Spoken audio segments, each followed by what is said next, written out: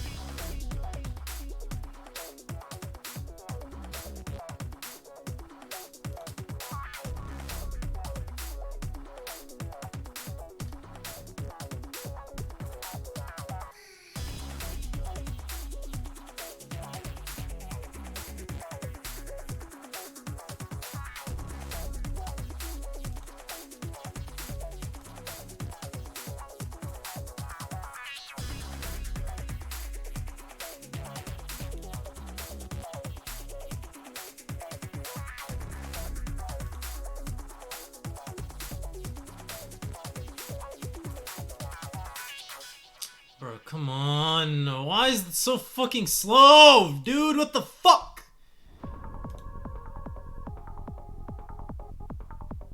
I don't give a fuck about your stupid...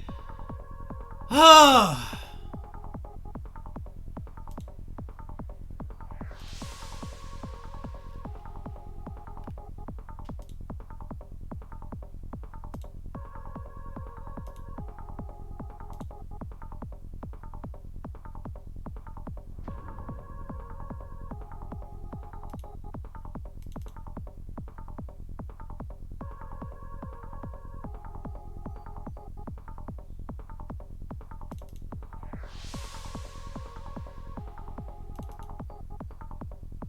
How is there only 3 items? I just posted it there. Ah.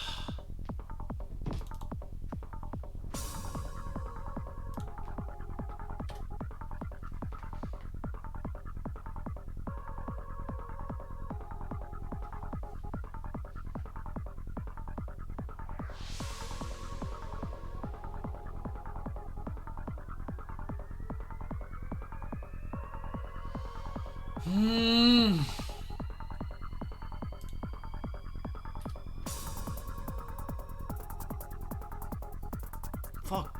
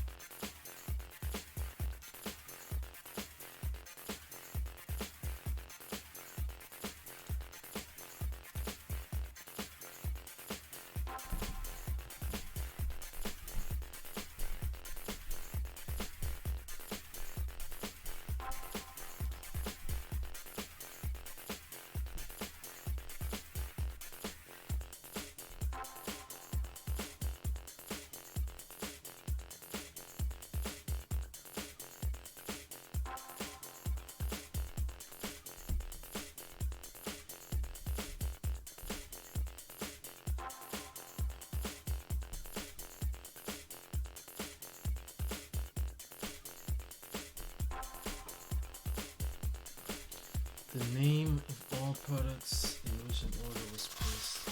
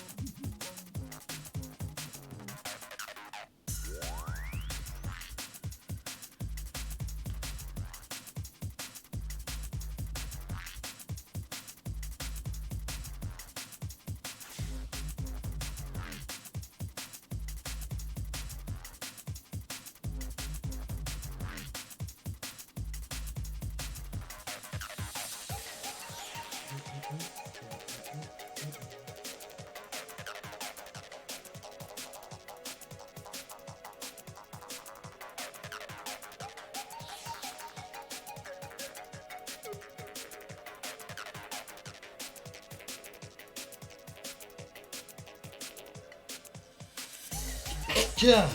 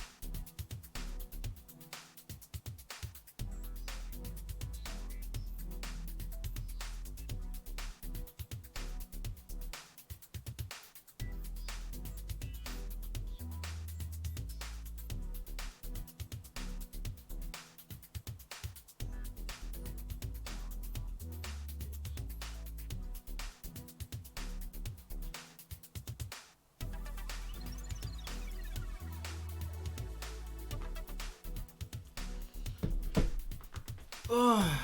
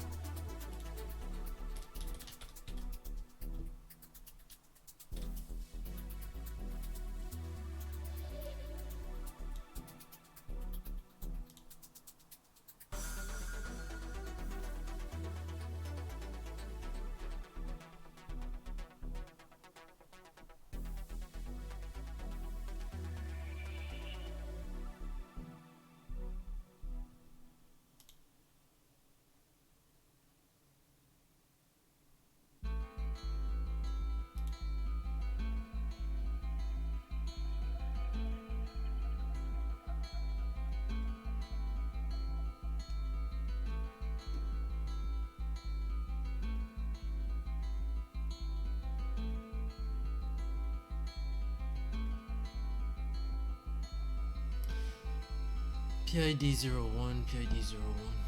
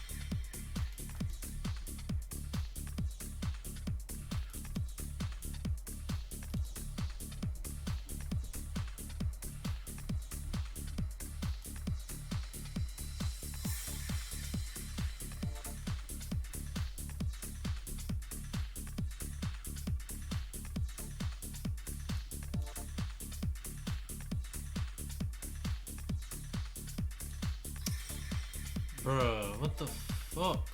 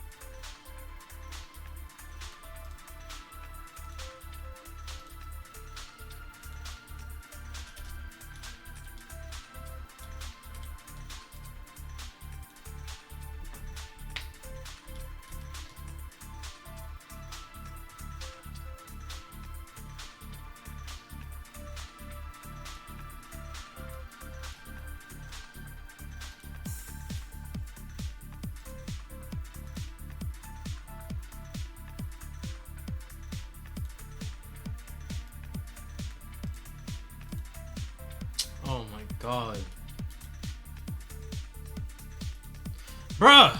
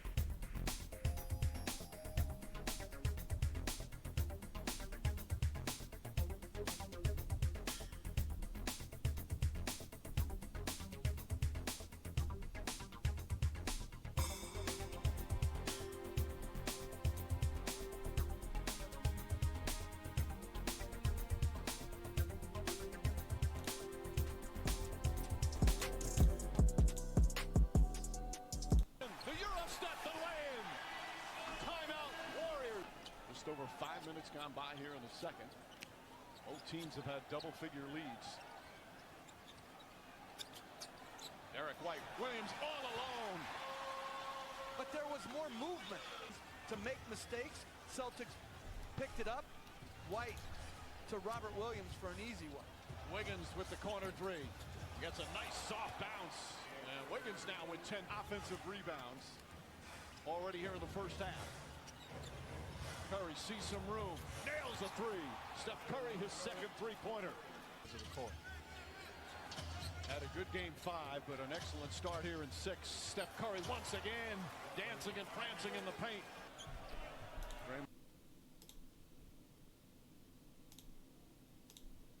Draymond Green orchestrating. Oh, what a pass!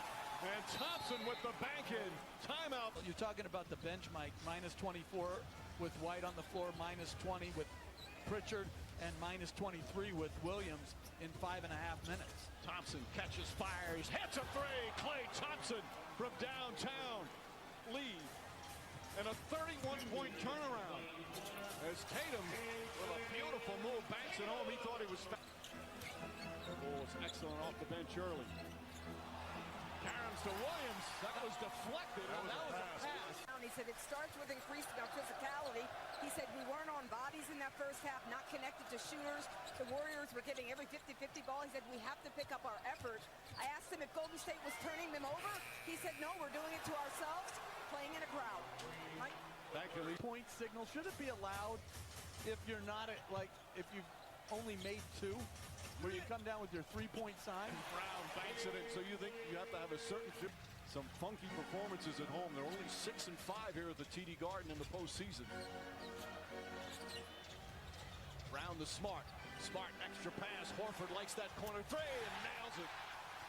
This as Robert Williams sets a little bit of a brush screen. 4 assists for Tatum. Porter tries a three to answer and does. Otto Porter with his first points of the. They're 14 of 28 from three-point range. 50% the Warriors. Horford tries to answer. Now Horford lighting it up here in the third. As they're having one of those watch parties at the Chase Center, the home of the Warriors. Smart drives. Can't get it to go. Oh, what a tip in from Robert Williams. Tell you what, Robert Williams.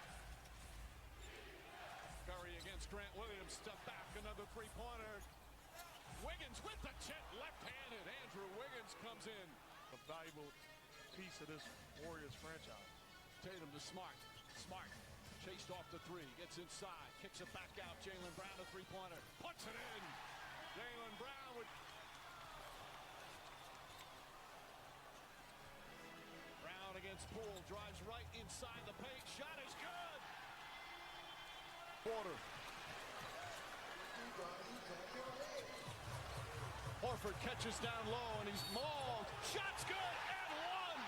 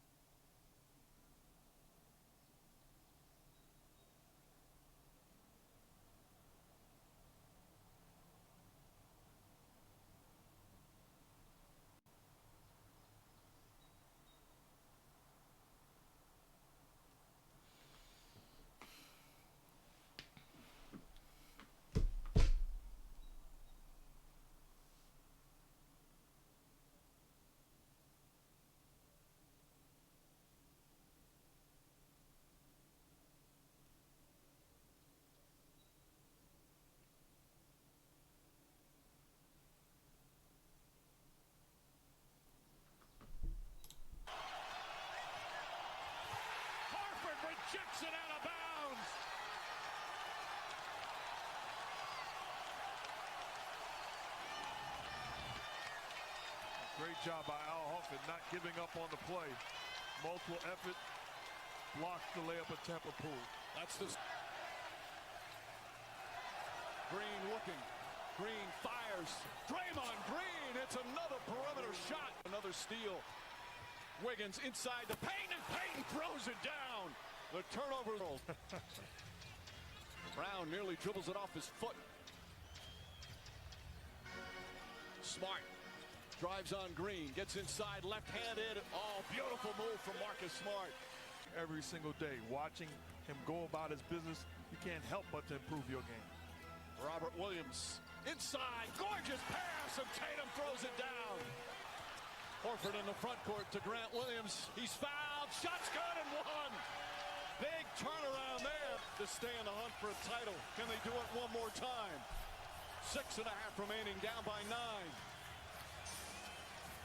Curry with Horford all over him.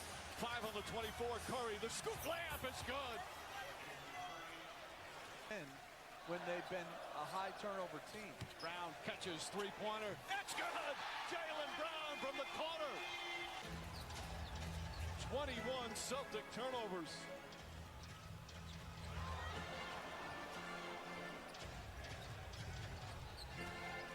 Smart falls on it. Finds Grant Williams. Horford.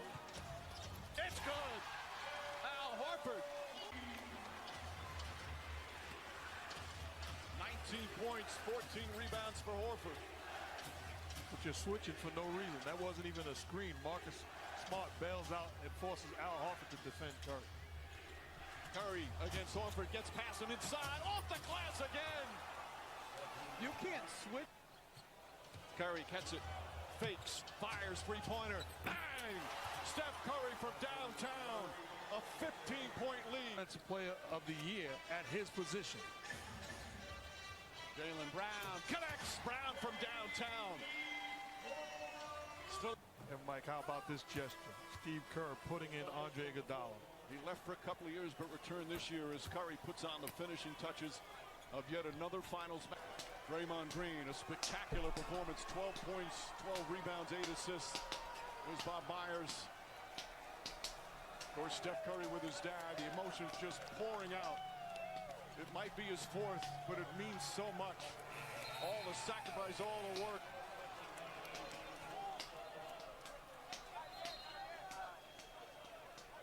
Boy, these Warriors are ready to celebrate. And that'll do it. It's over. The goal.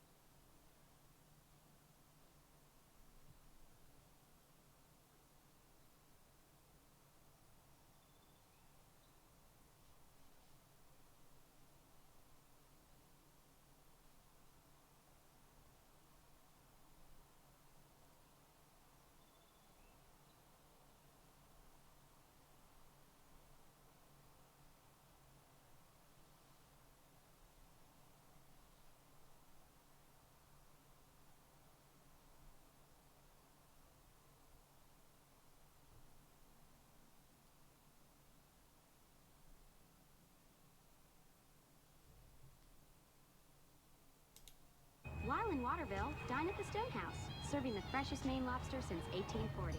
Come see our new salad bar featuring a wonderful extended fork. Given the city.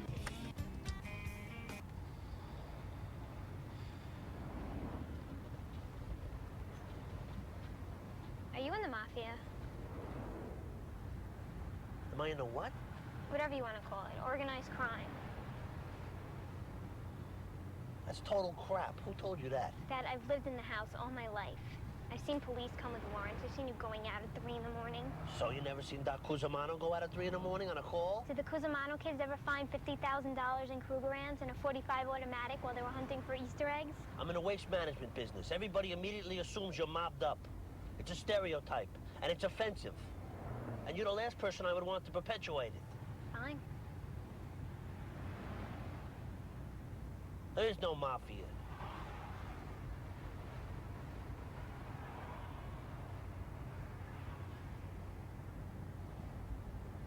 All right, look. Med, you're a grown woman. Almost. Some of my money comes from illegal gambling and whatnot.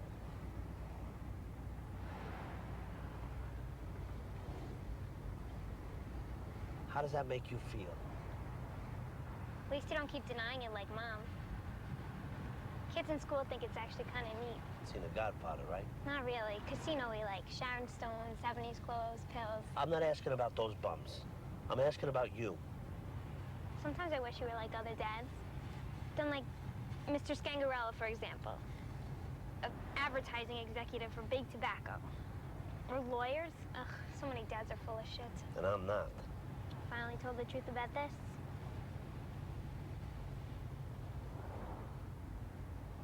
Look, man, part of my income comes from legitimate businesses. You know, stock market, Look, Dad, please, okay? Don't start mealy-mouthing.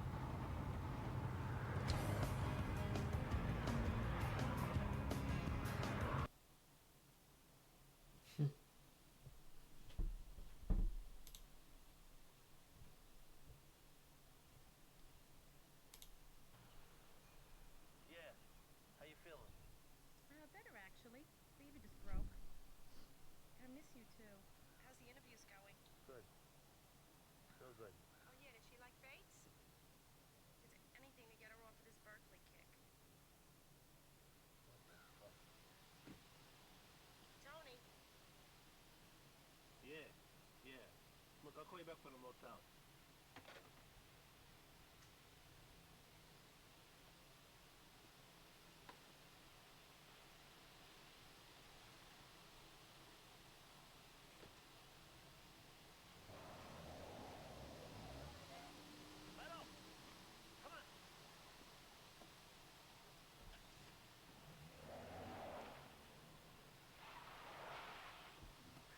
Come on, get in.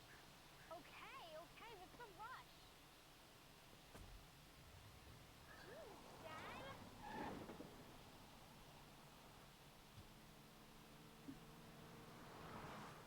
What's going on? I think I saw an old friend, that's all. You know that guy at the gas station? Maybe not. Probably not. Then what? Dad, slow down!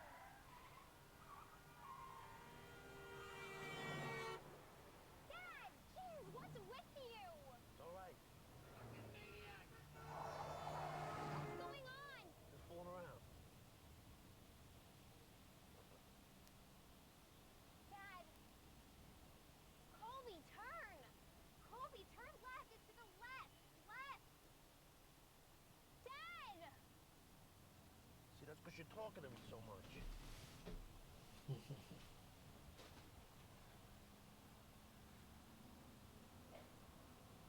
Hey, this gets us toward Colby anyhow. Dad, it's our motel. Hello? Our motel's right there.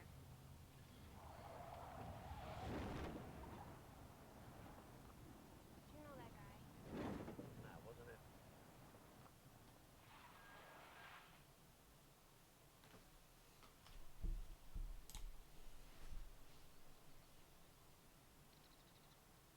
Yeah, it's Dougie in.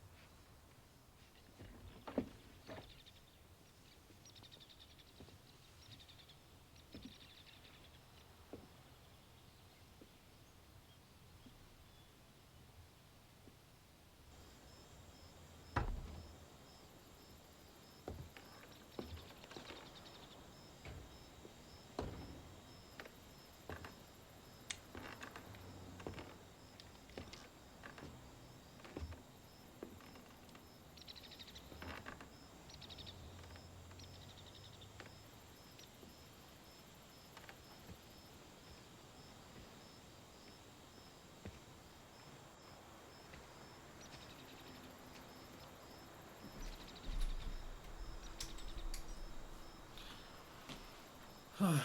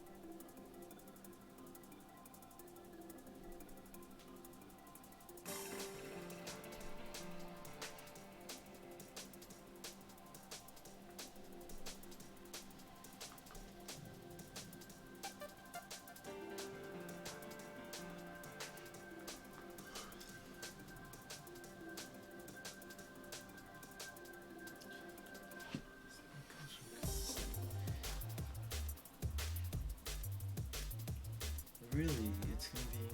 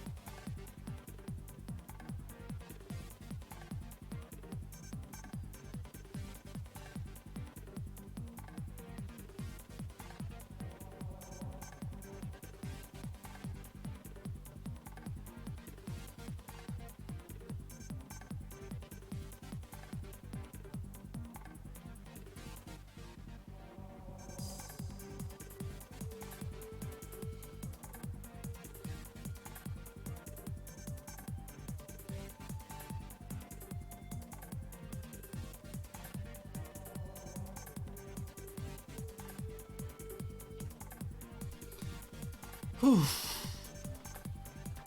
List the names of the customers that ordered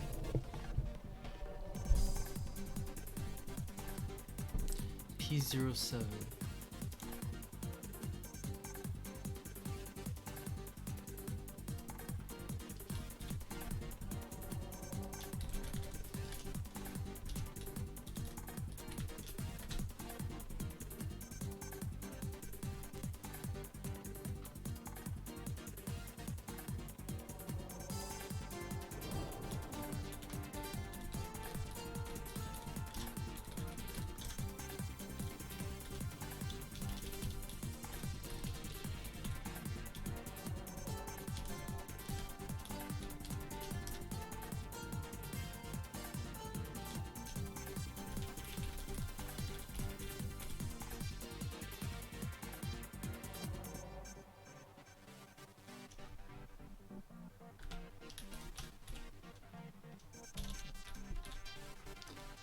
Customers.pid.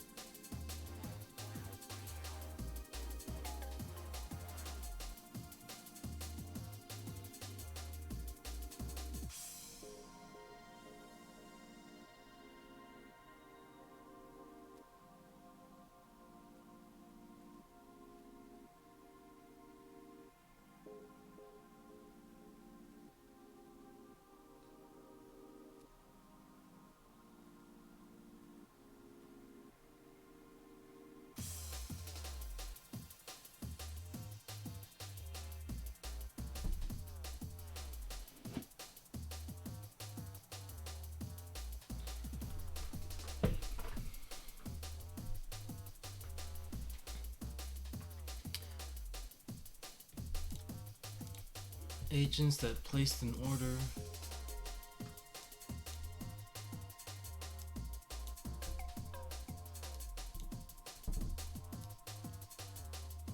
A customer C6.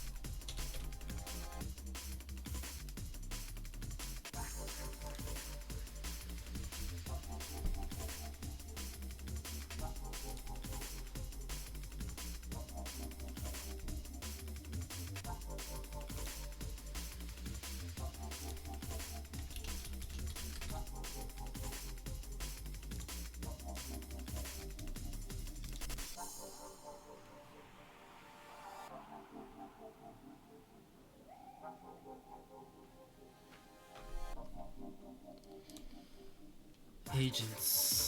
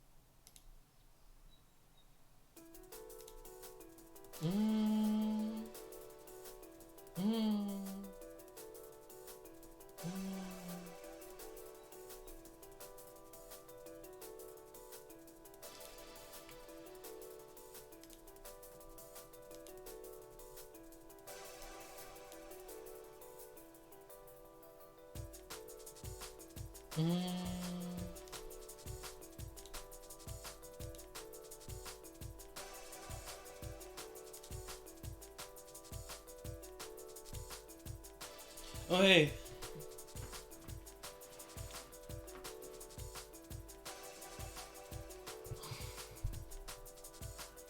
Jim, you still there?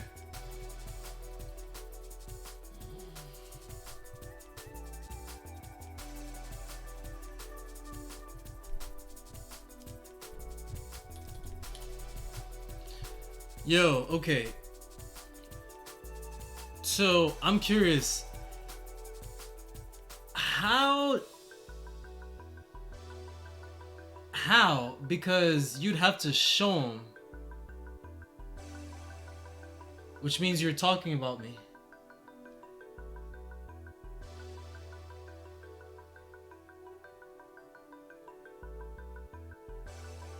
Oh. Cool.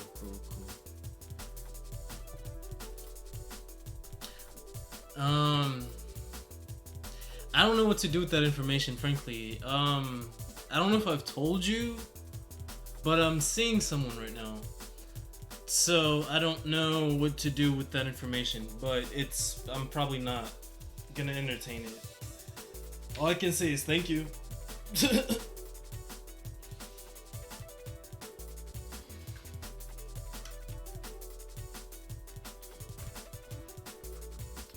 I guess.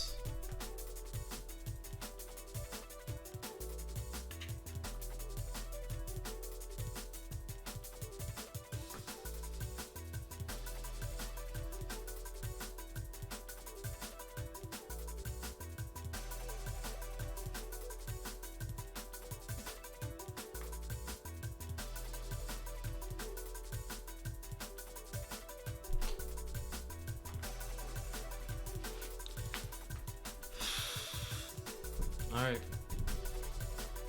Well, I'm just working on some sequel and jamming out to this music though.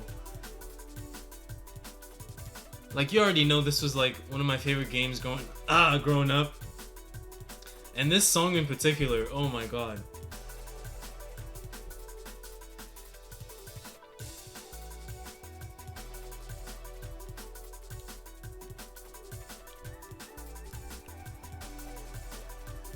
But there is something I want to talk about though.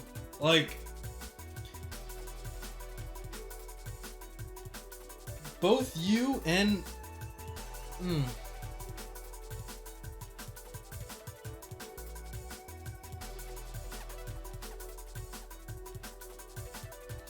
So you keep saying that, oh, I'm soft or I'm a chihuahua and shit like that. Like,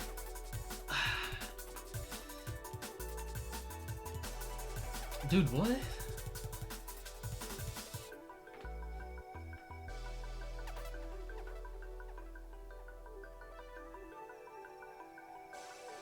Would y'all rather I be abusive and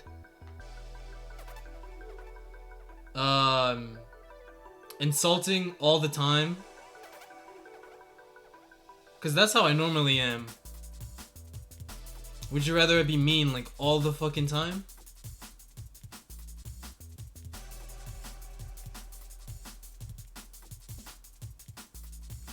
Okay. 'Cause it's not just you. Even my girl, she was like, oh, 'cause I said something to her that like shook her boots. And then I was like, yo, I could be mean all the time. She's like, yeah, I'd like to see that or whatever. And I was like, okay, fine, we'll see. And then like a day later, she's like, oh, but I like your soft side too. And I'm like, do y'all even like realize that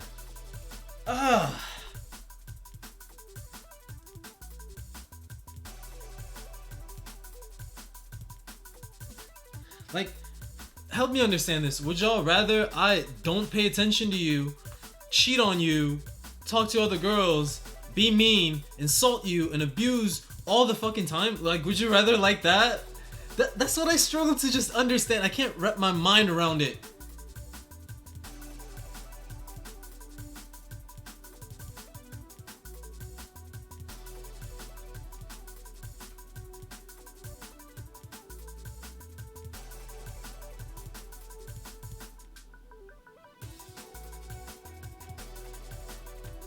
you probably gonna respond with some shit like, oh yeah, that'd be hot. Like, fuck. Ugh. It's like, I don't get it. Women complain all the time about how, oh, in my past relationship I got abused. Da da da da da. But they're the first ones to like that shit. Help it make sense. Help me make it make sense. Like, it doesn't make any sense. You'd rather be fucking abused and borderline like cheated on and all this other bullshit.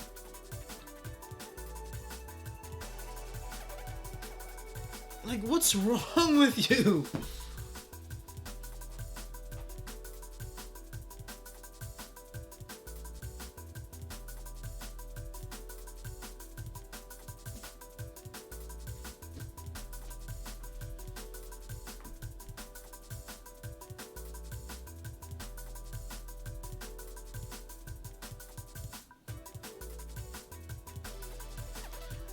Like, y'all would rather I don't even talk to you. Like, I just ignore you while we're there. I just pretend like you don't exist. You would rather like that than me being like a good, kind person. I don't understand. And then goodness and kindness, then you take that and say, oh, that's softness. Bruh. Ha! You'd rather I come home and punch you in the face every single time you do some dumb shit, or be like, nah, it's cool.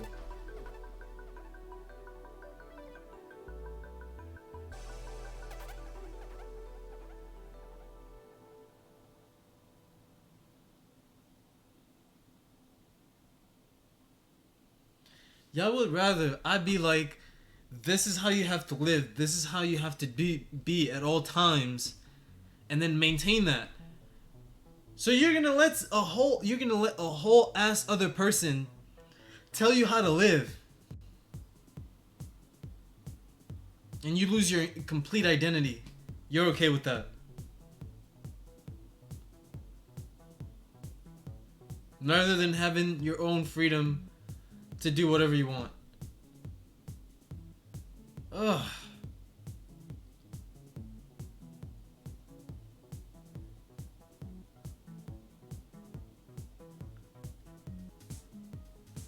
I mean, dude, little girl or not, there's never a time in a man's life where he goes through a period where he's like, yeah, I want an abusive girl. I want a girl who's gonna be mean to me all the time and who's gonna belittle me. Well, unless they're like fucking, you know the ones, the basement dwellers. Unless you're that, but I'm talking like regular and above average men. No one will go, yeah, I want someone who's gonna abuse me. What the fuck?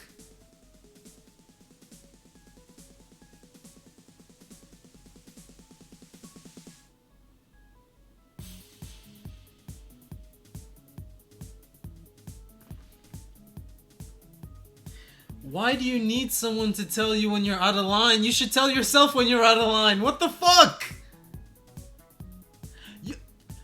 How?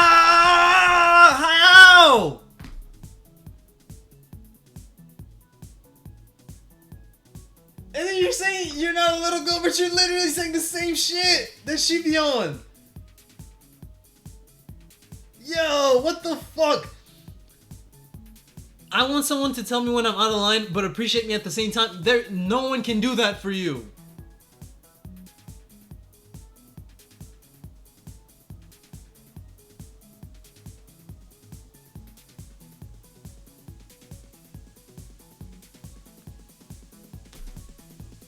First of all, the line thing. As a human being, you should know where the lines are fucking at. Why do you need someone to tell? Oh my. First of all, that point. If I know myself, right, and I fuck around and do some crazy shit that I know is out of line, I'll turn around and be like, yo, let's talk about what I did. You know, I know we didn't say nothing about it, but I know it wasn't right. And I just feel like I had to put that out there. That's it.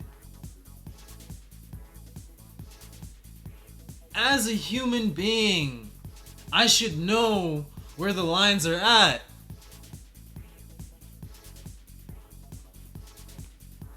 Ha.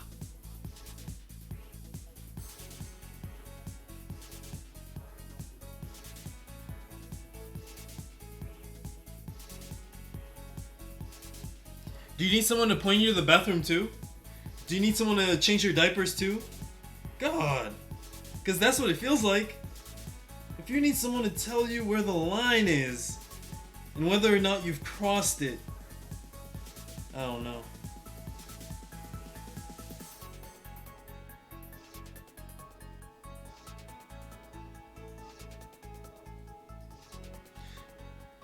You give someone that much power, then like they can make up anything. They can make up any kind of rules and you just have to live by them.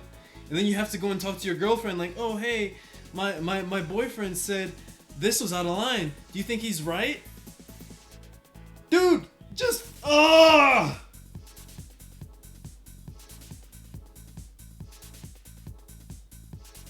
crazy.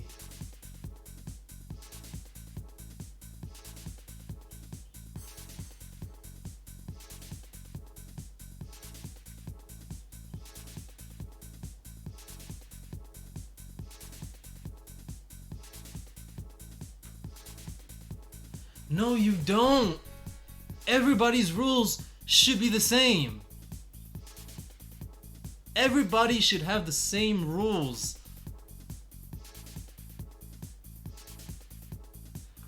Number 1 is respect. Number 2 is balance. And number 3 is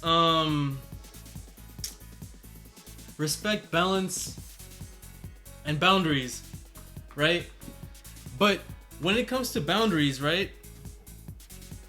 It's like I shouldn't have to tell someone that cheating is not okay. It's obvious. Yo, what's up, Reason? You came in at the right time, because listen to this bullshit. Bro. If you're with someone, you shouldn't have to tell each other the rules. Y'all should both already know. And I was given an example. I was like, cheating obviously is wrong and out of line. There's no, you should tell me what you're okay with as far as cheating. Like, is kissing cheating? Yes, bitch, it's cheating, obviously. You know what I mean? But it's not just cheating. Cheating is just an example. And say, for example, calling somebody when you know they're busy. Obviously, that's not okay. There's a ton of things that you should already know. I shouldn't have to tell you like, yo, you are out of line, you are out of pocket for doing that. No, you should tell yourself.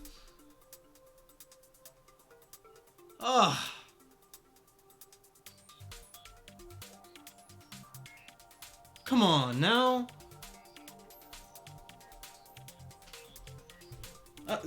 Dude, Jim, I 100% disagree, and I'm tired of seeing this trend amongst girls. Like, they all... No. Not what is considered cheating. No. That's just an example of asking for the rules or asking for what the other person's boundaries are. It's obvious what the boundaries are. Cheating is just an example of it. I was giving a whole bunch of other examples. I can name even some good examples, okay? I can say, for example,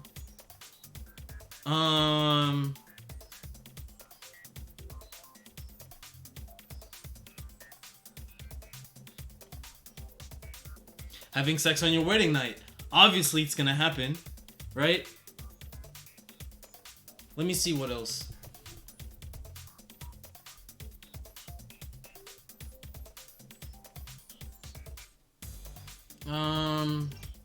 Man, good examples are harder to find than bad examples. So a good example would be like holding hands in public. Some people don't like that shit, some people do. As a person, generally speaking, it's okay to hold someone you're with. It's okay to hold that person's hand in public. There's nothing wrong with that. You should know too that having sex in public isn't morally respectable. You know?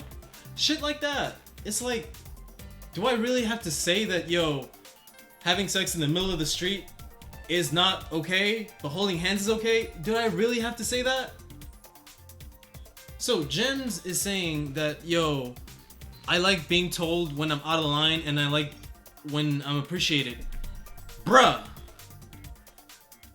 So literally you need someone else to like be your like life guide and like hold your hand and be like, oh, you stepped out of line. You should know you stepped out of line. You should know. Okay, when it comes to the appreciating part, I agree. Like, yes, you should appreciate someone when they do something good.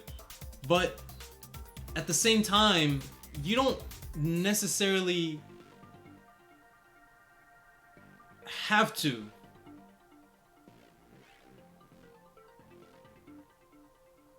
Oh.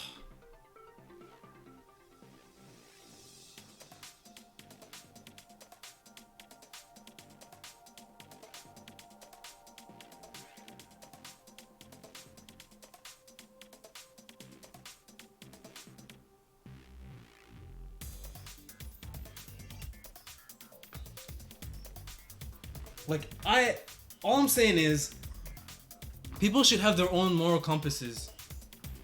Like, let's say I do something that's good, right? Like, let's say I get a good grade on my exam. I'm not gonna turn to her and be like, oh, I got a good grade on my exam, so you should be proud of me. No. You know? Or I say, for example, let's say, but I don't want to use cheating because that's a really bad example, but let's say I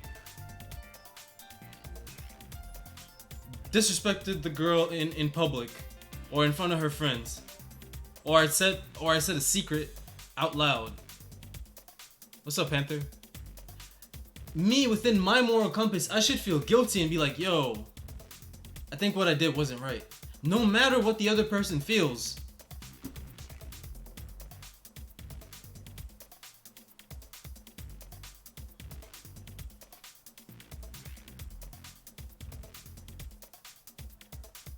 Cause y'all want the kind of person that's gonna be like, okay, what you did wasn't that bad, but it's a gray area, so I'm going to allow it, but I'm not, but it's okay because it's a... Bruh! Ugh! That shit just pisses me off. I want someone to tell me when I'm out of line. Who the fuck are you? Do you need a diaper too? And this isn't specifically to you, Jim. I just mean like in general. People who need that kind of like reassurance is needy, in my opinion. It's like somebody who needs compliments all the time. It's the same concept for me. I hope that helps you guys understand what I'm trying to say here.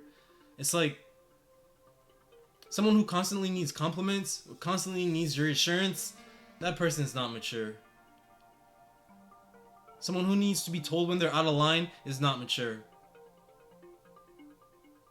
Appreciated, fine. Complimented, not necessarily. Appreciated, absolutely. You know what I'm saying? Like, oh, it depends on the other person. No, it doesn't. If you have a moral compass and you know something's not right, but let's say, for example, your partner doesn't see an issue with it, within yourself, you should be like, man, you know what? This ain't right. I'm not gonna do it. You know what I mean? It shouldn't matter if the other person is okay with that shit or not. As a self-respecting person, and you respect that person, and within yourself, you know that what you're doing is wrong, you still gonna do it? Just because they, like, let it slide? Come on, dude.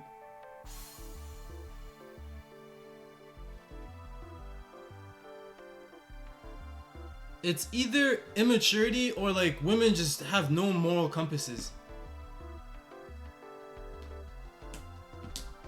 Maybe that's it. But even then, it's still immaturity, because kids don't have moral compasses. They need to be told, this is wrong, you're bad. get a spank. That's like children. Are you children?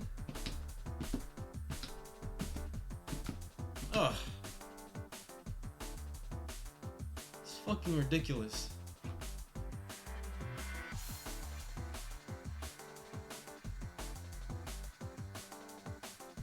But how's everybody doing? Sorry about that rant. List names of customers that ordered product P through agent A. Okay, this should be easy. Hey Jem, you remember I took sequel before? No, I don't think you remember. I don't think I was streaming at the time.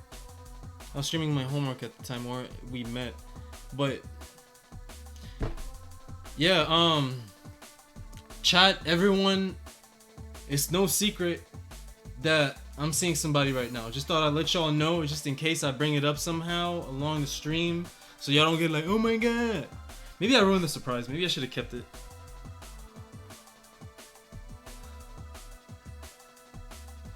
But yeah, fuck, I'm about to have like my tuition money all saved up until I graduate. Like all the money will be ready. I'm probably gonna get like a credit card, start like getting a decent credit score, and by the end of the year, and I'm only saying this so that I'm held accountable, by the end of the year I should move out of my parents and get my own place. I would be looking for roommates. Yeah, I would be looking for roommates. My plan is to get like a 5-bedroom and get some of my work friends to join in. But there's like only 2 of them, so we need 2 more people. So if y'all are down, the rent would be like $400 to $500 a month, because it'll be split between 5 people, so it'd be super cheap. But we're gonna live in like a big like streamer house basically. So yeah, that's the plan. And then after I move out, keep going to school, finish school, have like a couple thousand, you know what I'm saying, and then buy a house with that straight out of college. That's the plan. It's gonna take time though.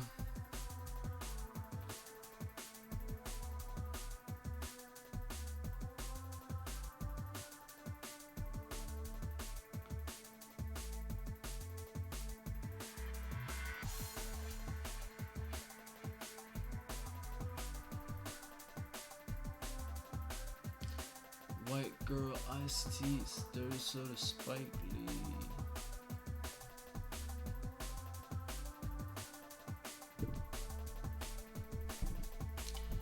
So select customers that ordered the product. So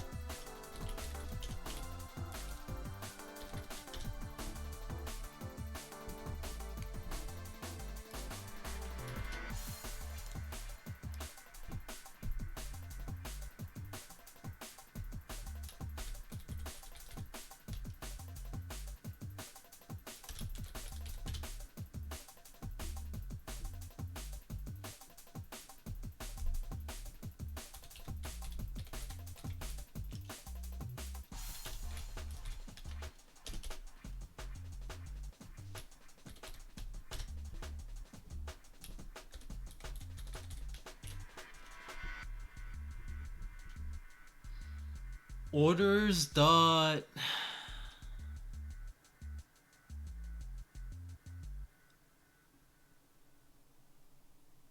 But yeah, Jim, I feel like I shut down your complete ideology, and I feel bad about that, you know, in my own moral compass.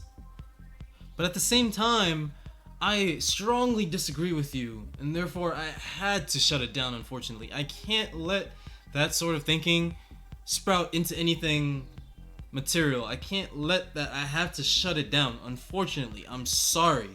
You know? Any other time, I'll let you go on and express yourself. But when I believe that something is not right, I have to shut it down at the root so it doesn't grow into anything. I have to chop it up, rip it out, so it doesn't materialize. Because I firmly believe that it's wrong.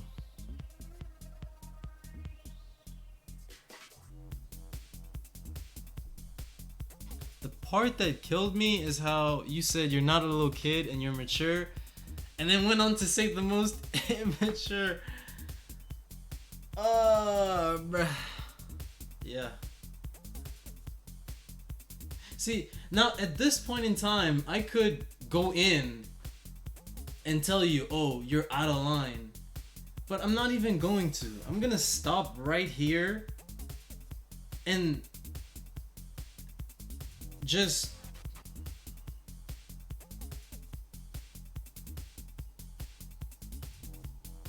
let you assume, not what I was gonna say, but let you just understand without me having to say it. You know? Like, it's common knowledge that you should have a moral compass. I don't have to be mean. I don't have to insult you. I don't have to do any of that to get you to understand why it's vital for you to have a moral compass, your own moral compass. But it feels like y'all would prefer if I went in and I told you exactly why and shut you down and made you and just embarrassed you in front of everybody. What's up, Chinzox? So you tell me, what would be better? Would it be better for me to completely annihilate you in front of people? Or just be like, hey, nah. You know what I'm saying? How you doing, Chinzox? That's the point I'm trying to get across. But if that's what y'all want, fine.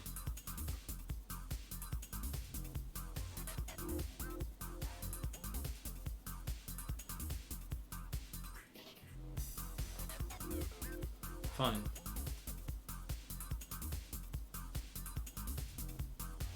It's like there's some situations where my girl might be doing something that's not necessarily like morally justified, right? But I'm cool with it type shit. You know what I'm saying? Oh, you're reading about networks?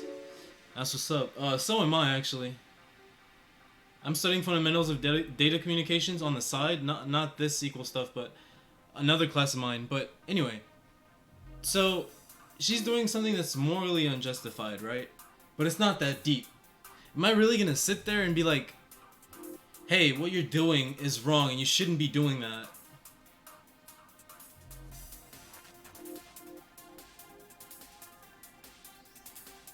Or just be like, you know what, that's kind of despicable.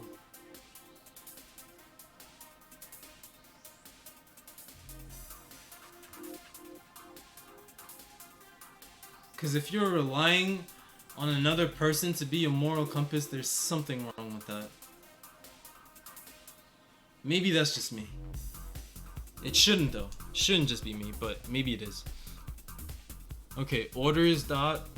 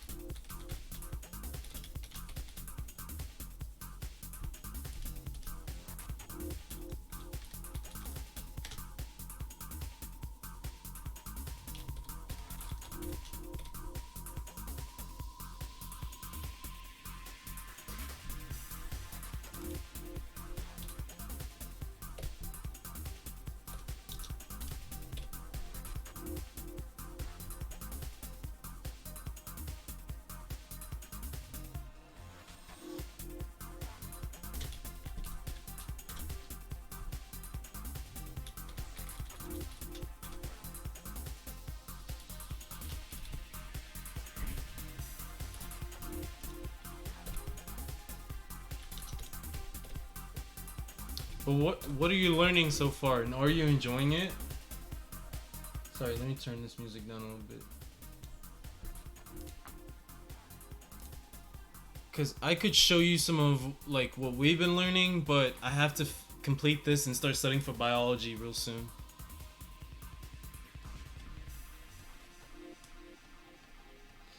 Now I feel like I have to watch a YouTube video with you guys. Also, I was playing Tekken earlier and that shit pissed me off. I was fighting an Anna, so you would think like, yo, I'm about to win because like I know Anna because I was playing with Lei, right? And I was fighting this guy who was playing Anna. He was playing so slow. He was messing up his combos, but I was getting fucking toe up and that shit pissed me off. And then I realized, bro, the only reason I'm losing because it's a fucking 4-bar. Every time I press low parry, I wouldn't get the parry and it was pissing me off. It was driving me insane. And the entire time I was blaming myself for it. But I realized I shouldn't be, you know? The game was fucking up. Every time he would do a low parry, a low, I knew it was coming and I'm pressing, literally. But I'm like, okay, on Tekken 7 Online, you have to mash low parry for it to work. Oh, so frustrating, bro. I think this should work. I'll probably get an error, though. Oh, it worked. Okay, let's see. So, Agent 01, where PID equals 01. So, Agent 1, P01. So it should be C006.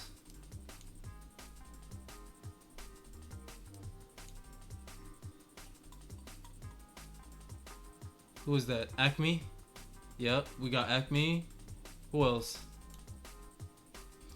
P01A1 001 Tip Top. Okay, and then Tip Top. Perfect. We got that to work. First try.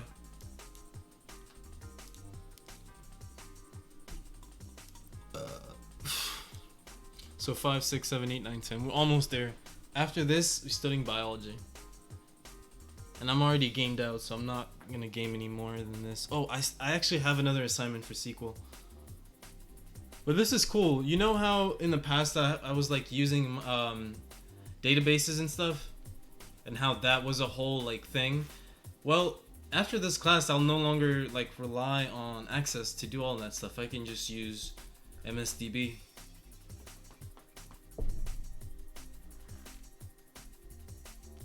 Anyway, list the name of each customer that placed an order, the PID of what they ordered,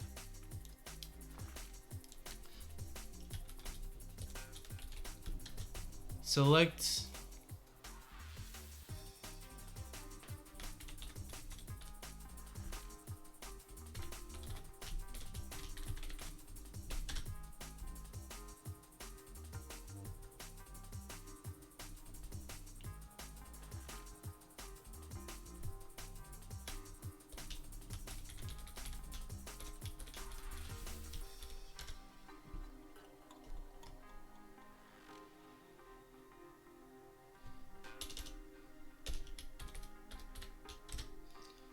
Yes, that is sequel.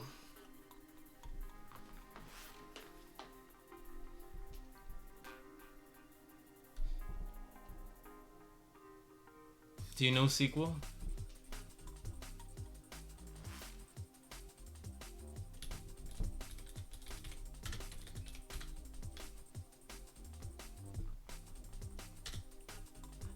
Wait, can y'all even see what I'm writing on the thing? Like, is the quality too bad?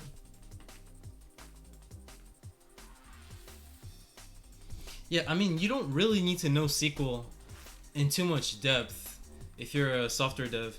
What's your major? Orders join customers, right? Yeah, customers.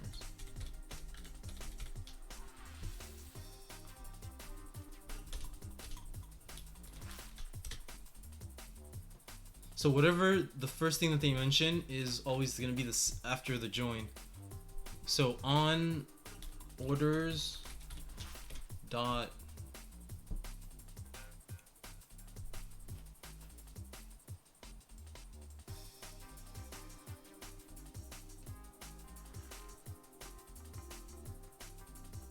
I believe it's CID. I could be wrong.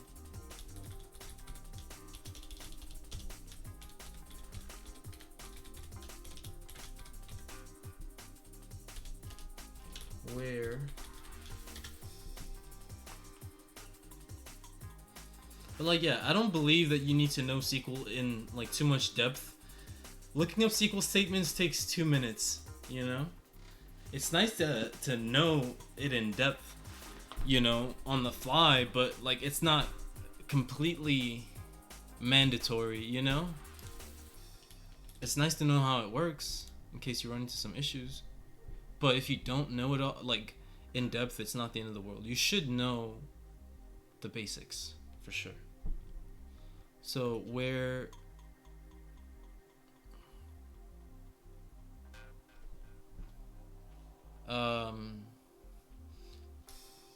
orders dot PID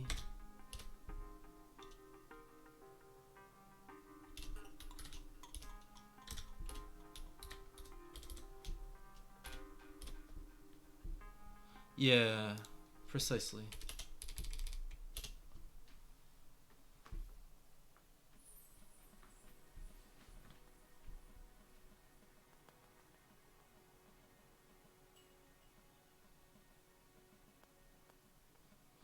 If I remember correctly,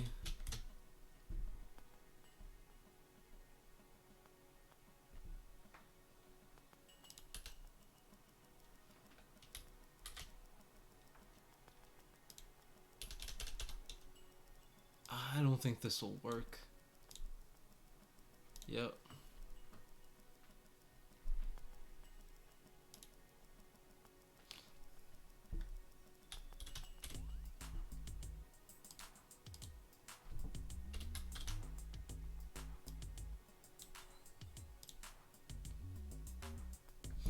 So what they're asking for is, that's what we first need to figure out. One of these customers didn't place an order. Otherwise, every last customer would be on the list. Each customer that placed an order. So let's take a look at these orders. See, 1, 2, 3, 4, 6. So 5 shouldn't be there. No, wait. Nope, that's every last one should be in there.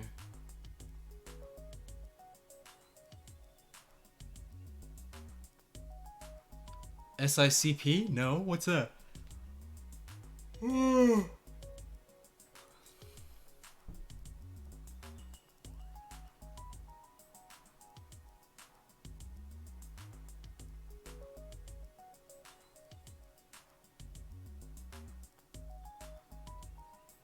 Oh, I think this is fine, actually. I don't need that last. Yeah, this works fine because each customer, if it wasn't already joined, it wouldn't show up here. So if we do that and say, for example, they want the customer name and the ID of what they ordered. So that actually works, yeah. Let's go to number 6. What's SICP? Jem, you still there?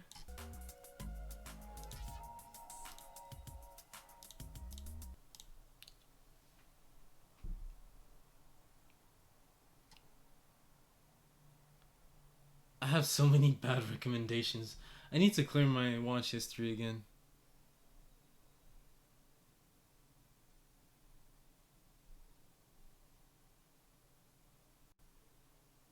Chenzox.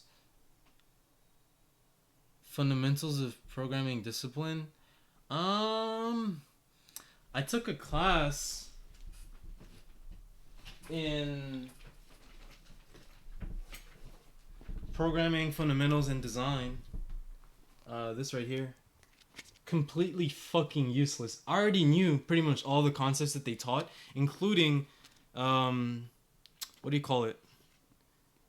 Pseudocode. Like, I I already knew how to program in Java by the time I took this class, so it was kind of useless.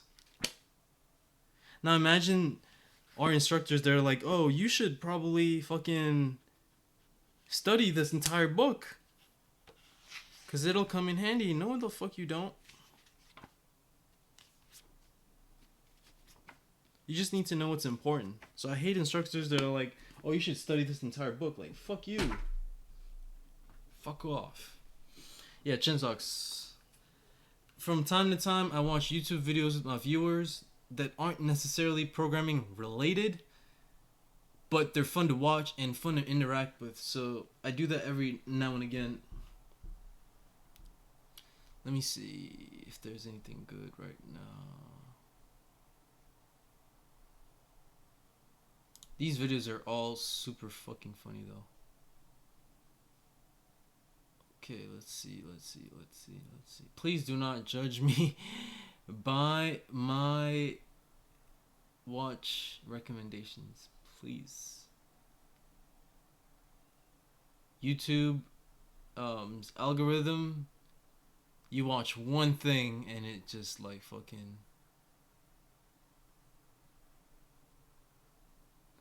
If there's nothing good, I'm going back to doing work. Are you ready, Kitase-san? Yes, Nomura-san. Start the timer. Alright then. 3, 2, 1, action. Oh, this was a good one. Maybe you want to separate life online and want to pretend to be someone you're not. Or you want to fake an online persona off the new car you rent. Instagram is the best app for that. Honestly, reading is a lot of fun, I won't even lie. But that's the inner nerd in me saying, yeah, reading is cool. The inner chat in me is like, you fucking nerd. So I'm kind of like in between, and I feel like the midway point is videos. So that's where I stand. But I totally respect it. But at the same time, I'm like, you fucking nerd. With fast cars, $1 million mansions, con artists. Never mind, Jem. It's too late. We already moved past. Everything really as it seems. Is the life of these influencers really as lavish as it looks? Today we're gonna be talking about Instagram. Let's dive into it. Fake flexing. If this picture popped up on your Instagram feed, you'd instantly believe it. You'd instantly believe that this girl is flying first class. That Fashion Nova sponsorship must be paying really well. Would you believe me if I told you that this girl wasn't really flying first class? After this girl took this picture, she posted it on Instagram with no strings attached. Thousands of people believed the picture and they fell for it. Her plan to fool her followers were working until days later, where a fan on that same plane took a picture of her in her seat, which turned out to be she should have changed clothes. Of the plane in economy class. She was faking it all along. She was really flying economy class. Another Instagram model, Johanna, decided to embarrass herself that same way. She's famous on Instagram for her travel content. When Joanna took pictures of a vacation around the world and posted it on Instagram, people loved it. And she was getting thousands of followers from it. She would even get paid by brands just so she could wear their clothes and post a picture of it during her vacation. All that credibility crumbled after she decided to embarrass herself and post a picture of her vacation in Paris. Well, bruh, she was photoshopped. Look at that photo. Just photoshopped herself in Paris. After she posted the picture, you know, a few fans, they started to realize something is off. They started to realize how fake it was. They started to realize that Paris, the real Paris, had shadows, but this Paris does not have shadows. What? So what's going on here? From there on out, they started to question her entire Instagram page. It was filled with pictures of her traveling all over the world. Wait, so were those trips fake? Was everything from the beginning Photoshop? I'll leave that question open.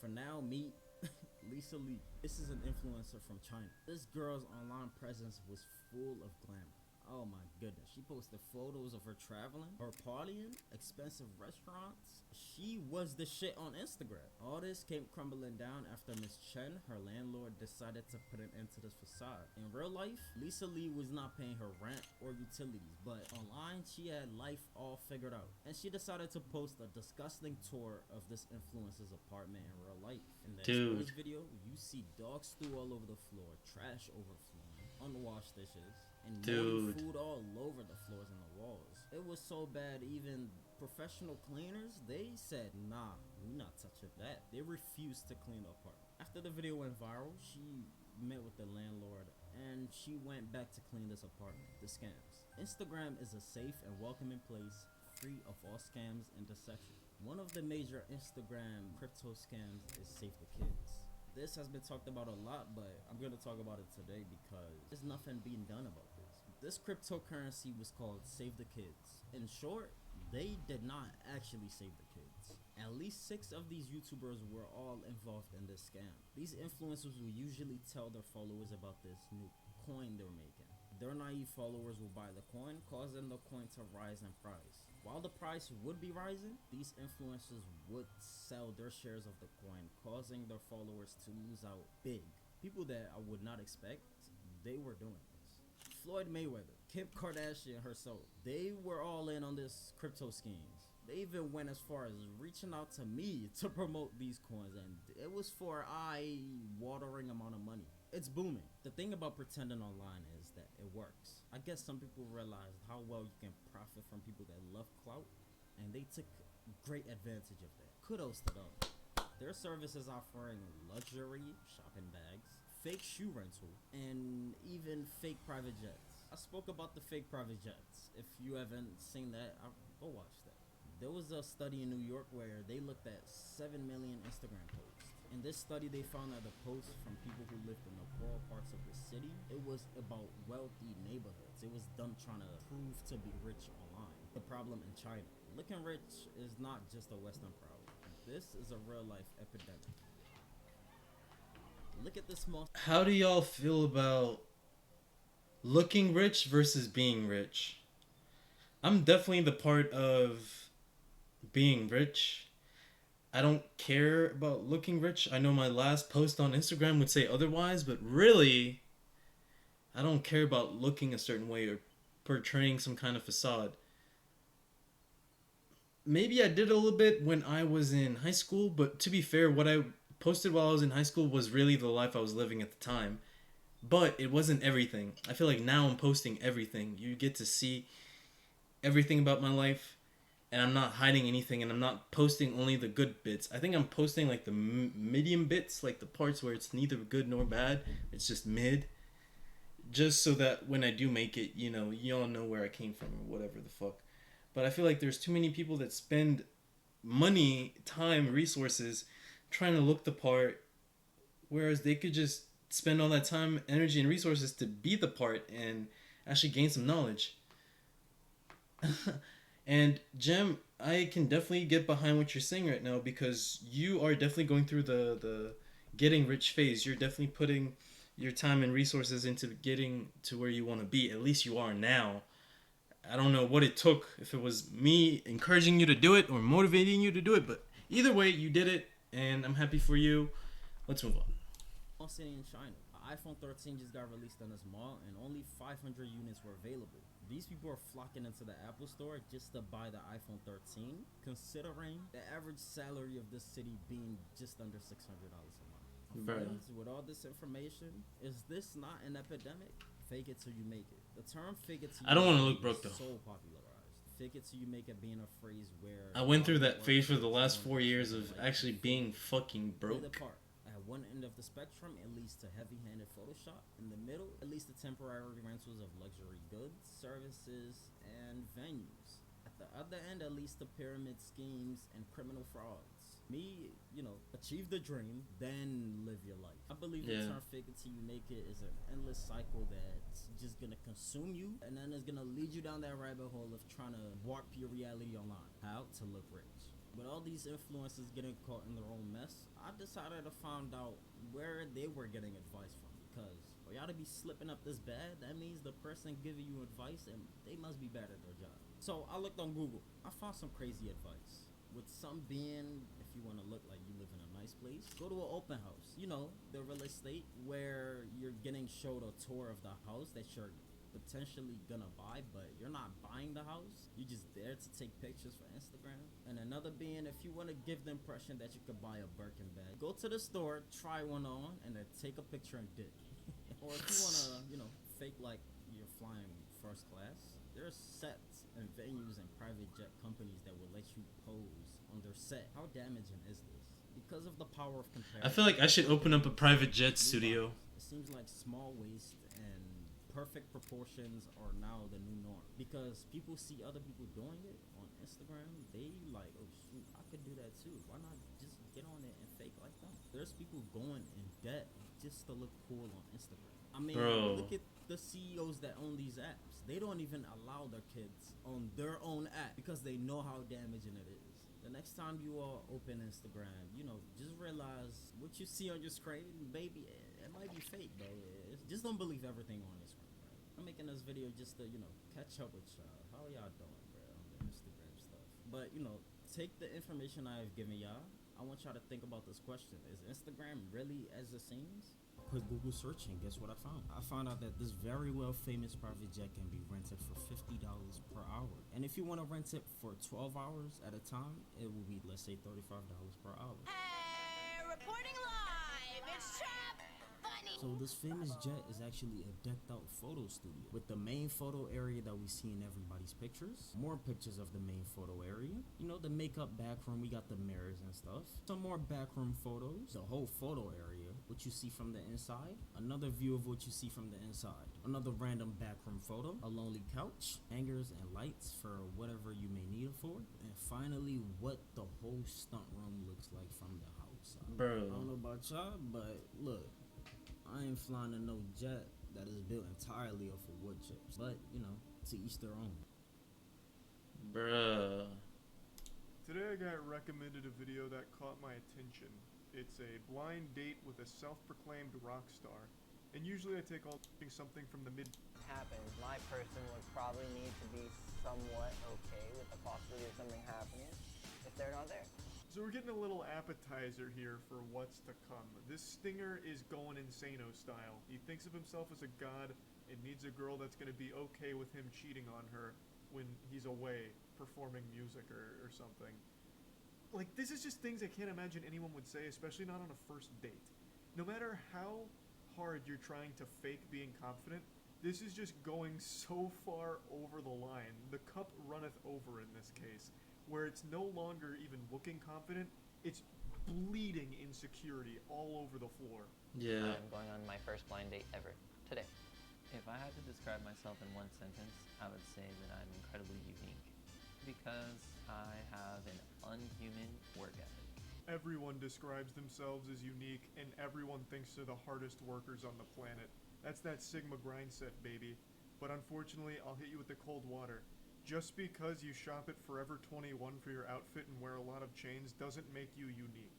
I can't speak to his work ethic because obviously I haven't heard his music and don't know too much about him personally aside from this date.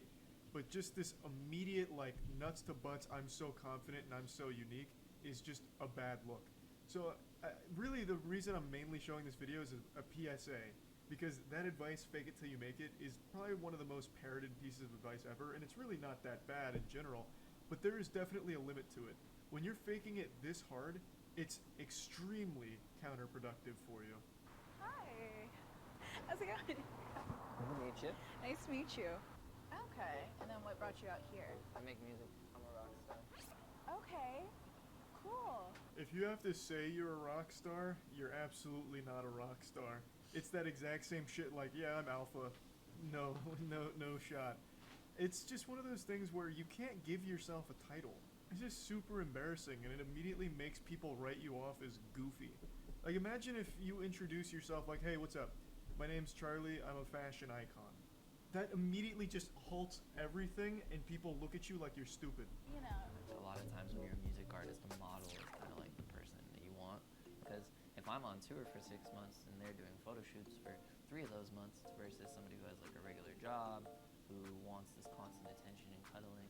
Yeah, I don't really know what's going on with the background music here with the record scratching and then the occasional robot sounds that sounds like a fax machine dying. But regardless, you can see the gears switching. You know, he's engaging in small talk with this girl, but he's immediately thinking to himself, yeah, since I'm a rock star, I really should only be going for models, and then explaining his reasoning for it. He thinks that because he's been making music for 3 years, he's now a full-fledged, sworn-in rock star who now has to abide by every rock star code, which means getting a hot babe model for a partner. See, that's the thing. You're like a big music person. Not music person. as big. Yeah, no, I like the very awful, like I like just basic pop music. Yeah, I know. pop music is such I've been trash. getting into like. That's pretty much Bruh. where this one dies. She said the P word, which is going to trigger a Winter Soldier event in this guy. You can't say pop music around a rock star. It's illegal. It's a Yeah. crime, god damn it. I typically listen to music who are similar to me, so Justin Bieber, Kid Laroi.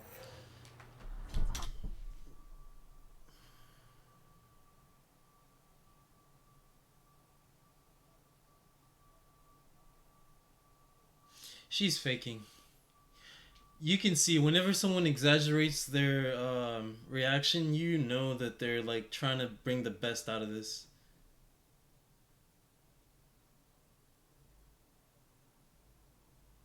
She knows this dude would not do it right. But she's on camera, so she has to give it a little. You know what I'm saying? Oh, okay. Well, I'll listen to that kind of music then.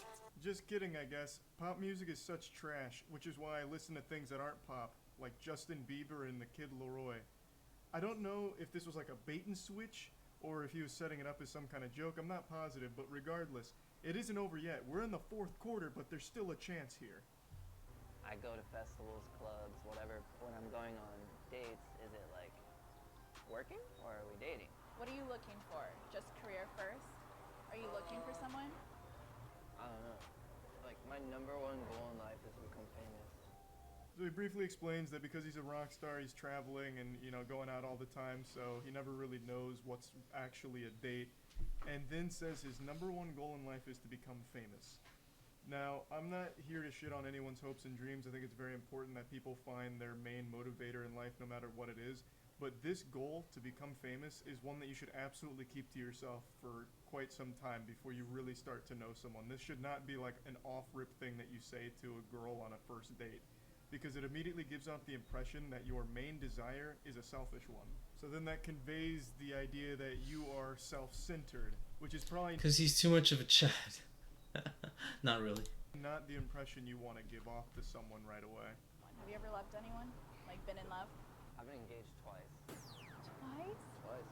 One of them was when I was 14. Bruh. You got engaged really young. Wow. Yeah, I no. don't know, I'm very mature for my age, so I would say like that person that I got engaged from when I was 14, I'm still best friends with her. Yeah, so this shit's Fucking really simp. getting weird quick. And I don't think there will ever come a time in human history where the phrase, very mature for my age, will be anything other than creepy. Very creepy. I was actually engaged for a second time when I was. There's a ring and everything. Yep. Since we're in LA and you talk about exploring and all this stuff, has polyamory ever crossed your brain? Non-monogamous? Oh, I mean, I don't think I mind it actually. Man chose the worst dialogue option in the entire game and still somehow got the neutral ending. On the first date, immediately bringing up a polyamorous relationship. For some reason, I don't know why that came up, especially after the whole getting engaged at 14 and 17 thing. But he plays all the cards, I suppose, here, and she says, potentially. Making music, crazy things happen. See, now, Jim, let me ask you something. Say you're dating this guy, right? Are you really gonna look to him for a moral compass to be like, oh, you're out of line? This dude got engaged at 14 and 17, and he thinks, oh yeah, that's completely normal. I'm just mature for my age. How are you gonna let somebody... My person would probably need to be somewhat okay with the possibility of something happening if they're not there. Shoot. Would you excuse me? Yeah, for sure. Go ahead. Should I check my phone and things? Yeah, so if you were interested in me, just know I'm gonna cheat on you. It's gonna happen, because I'm a rock star. And it's what we do. It's in our DNA. Okay? And you can't be mad about it, because I told you, gave you fair warning. Now if you'll excuse me from the dinner table for a moment, I need to check my phone. My mother was calling me about picking her up from yoga after this. Could be. I mean, well, she definitely answered some of the questions correctly. I would say he's typically not my type, but he's really cool. I would say, I get friend zoned a lot. Yeah, there's a lot. Yeah, obviously.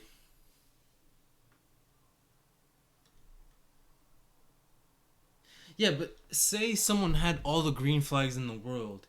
you're still gonna let that person decide what's right and what's wrong, not knowing where their red flags are. A lot to process here. This could be a potential rock baby. She was really nailing those questions, those real brain busters here.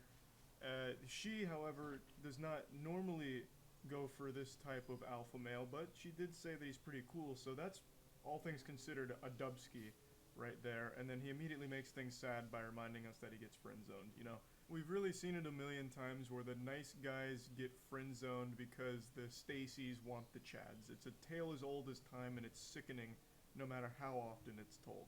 But this could be one of those rare cases where... So you're mad right now? Is that why you said those things? The nice rock star guy who wants to cheat a lot.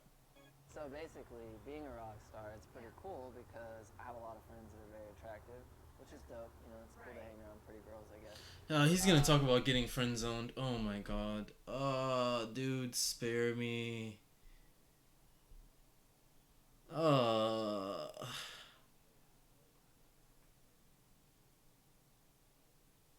To be fair, at least he's open and honest about his shit, so I'll give him that. But unfortunately, they've all friend zoned me. You blew it. I don't know why you would do this. Make it sad like an ASPCA commercial. Okay, this is the one instance where faking it would be good. He should be like, yo, I slay all the poon. I slay all the poon, bruh. And if you don't like my slaying of the poon, then there's something wrong with you, not with me. Okay, now that I can get behind. That I completely 100% agree with. Well, yeah, as a rock star, I got so many hot ladies around me, but they all friend zone me. You won't friend zone me, will you? How's that been for you? Because I know like societally we're getting better, but I know like definitely it hurts like the male ego, things like that. You can't really help that, you know what I mean? Like, sometimes you're just not someone's type. I just think very high of myself. I think of myself as a god. Honestly, shockingly self-aware from the guy here, recognizing that sometimes you're just not someone's type, and that's okay. You know, you're not going to shoot 100% from the three-point line. It's just not going to happen. So you're going to get friend-zoned, and there's nothing wrong with that. But he thinks highly of If himself. you're not That's happy good. being that person's friend, then you just He's move bringing on. this back. You know, it's just that simple. But also, maybe don't view yourself as an actual fucking god. Yeah. Not a god like up here, but like God of manifestation. Because anything that I put my mind to, I get. Are you confident or cocky? Both. Okay. I'm a great dancer. Can you pull out some dance moves right now? I'll do a go-to. It's just like, hey. There you go. A little wave for you. That used to be my go-to dance moves at the bar too, the little wave. But he kind of fucked up. You're supposed to go, and then you take it from the chest down, so you body wave it, and then it comes back, whoop, and then you go the whole other distance. So he didn't do like the whole performance. I'm assuming he incorporates the body waves in there too. I would think so. You know, maybe he is a god. Like, I didn't think that you would be my type, but you actually somehow have checked off some of these boxes. Right now, we're just like hanging out, friends, seeing the vibe.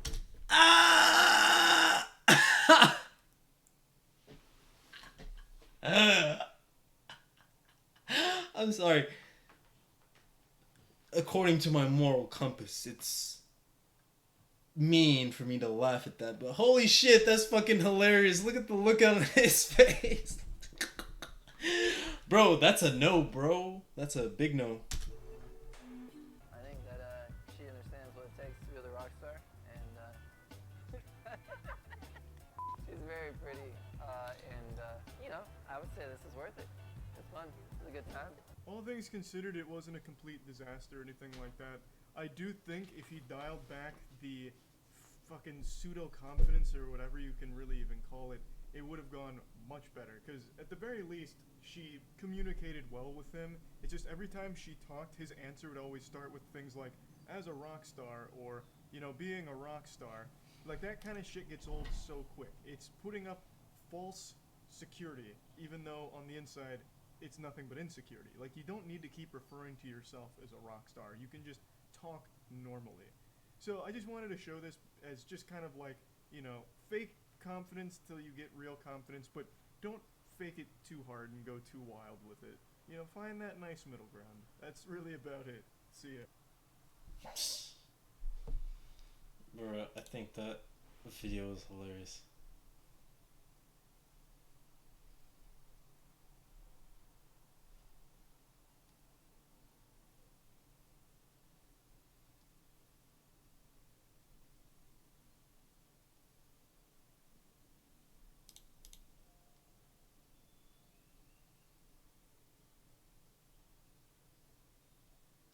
Super concerned for her life.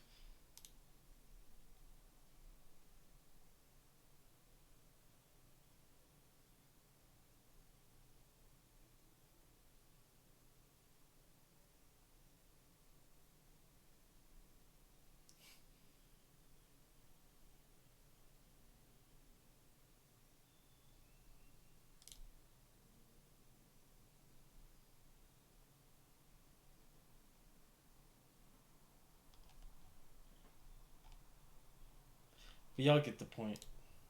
Back to work.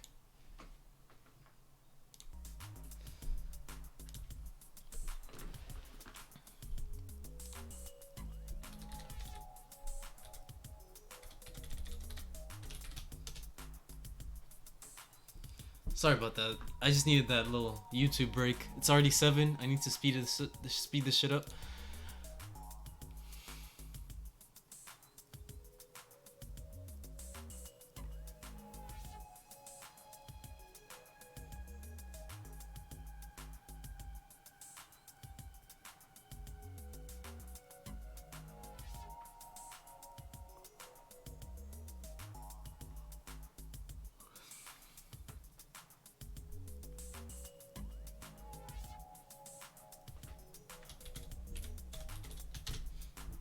Each name of each customer that placed an order, and the product name for each product they ordered. So it's pretty much the same thing as this.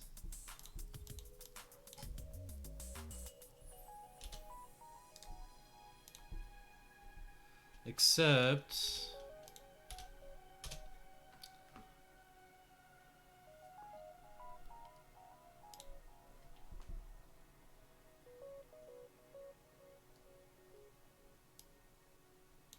it's P name.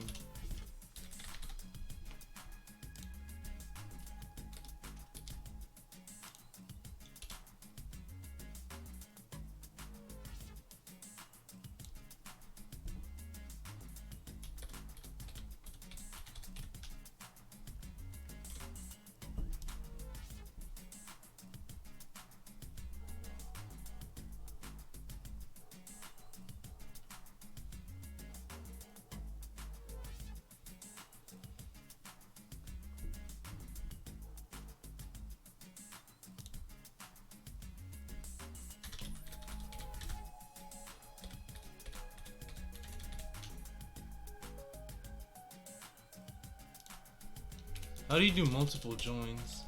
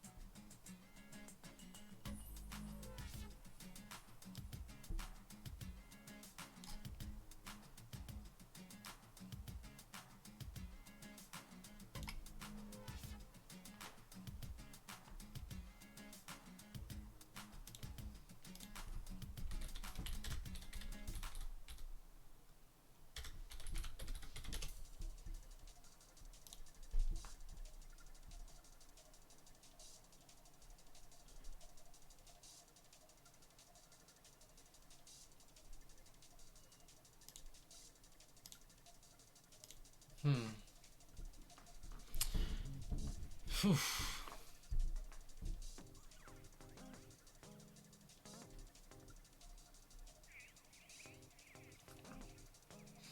List the name of each customer that placed an order.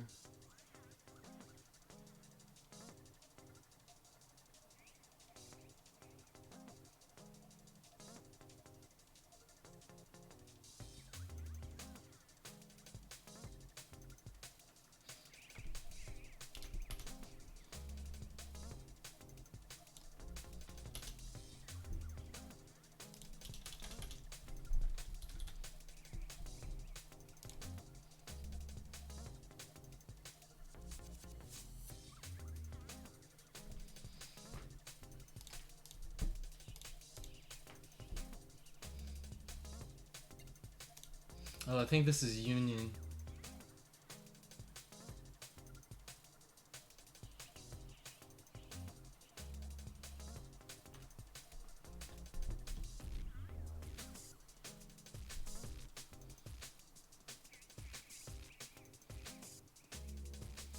Maybe.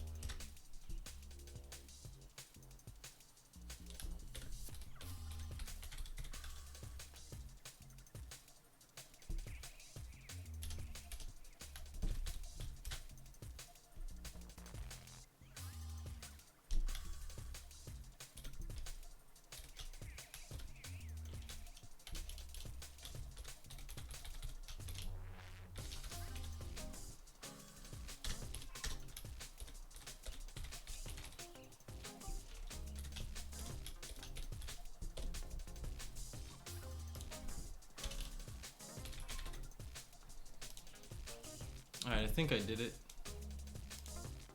Yeah, did it. That was easy. So, it's pretty much the same as this query up here. So how many do we have in there? 16? We should have 16. Yep.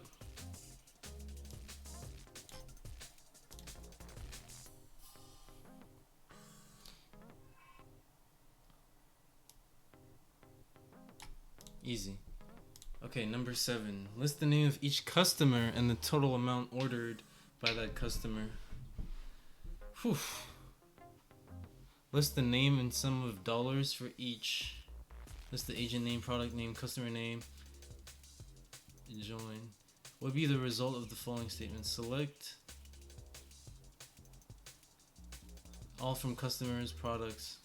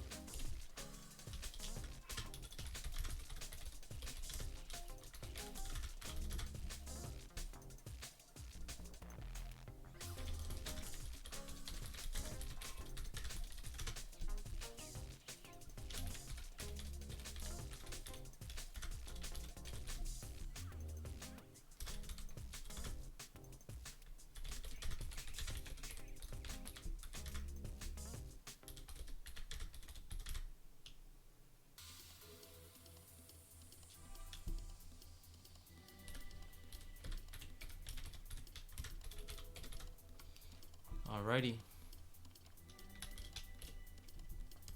That's 10, so it's 7, 8, and 9 left.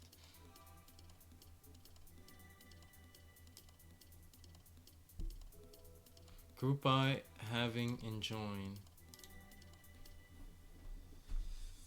Whew, 3 more questions. 15 minutes.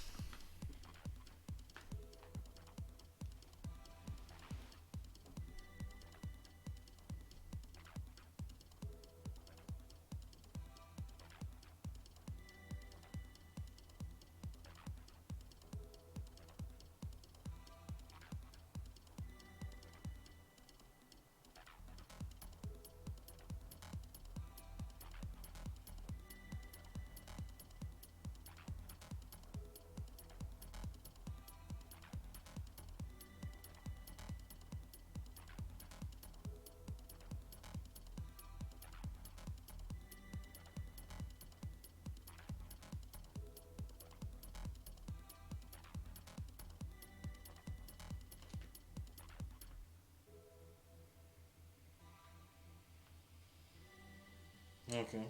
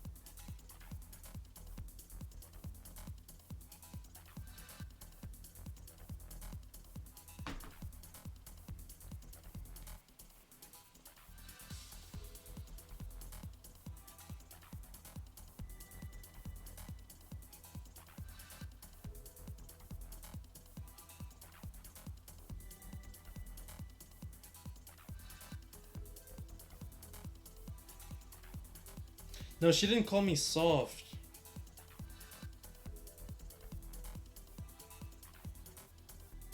She says she loves the soft side of me as well as the rugged side of me. So she knows there's both. It's just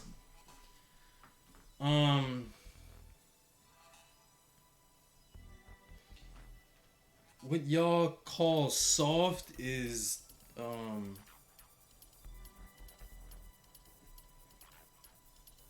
me trying my best not to be my normal mean self.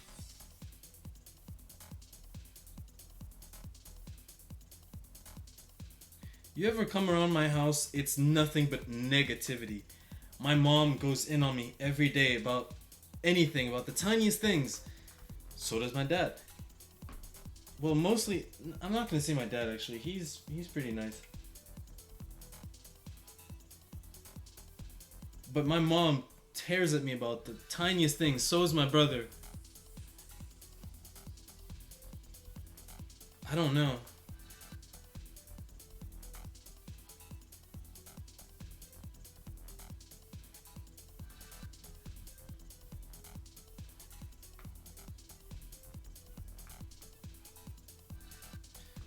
Because the thing is if I'm like how I am around my family, like, to most people, they would just be like, what the fuck is this guy's problem? You know what I mean? So,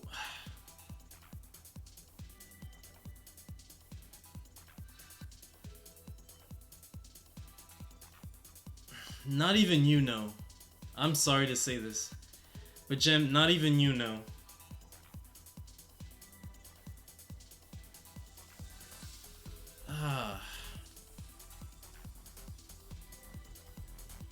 It's like I'm lowering my standards type shit. Like, I have high standards for everything. even the tiniest things.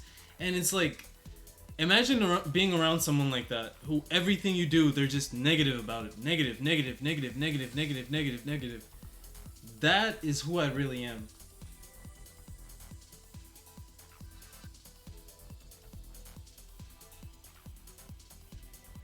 And it's toxic. The real me is toxic. The way I am on stream right now, this is the real me. When I go on YouTube and I criticize every single little thing, you can't be around someone like that.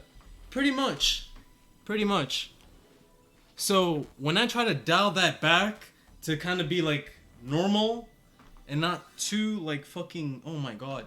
Because I'd hate for someone to be like that to me as well. So yeah, I just kind of treat people the way I want to be treated type shit. And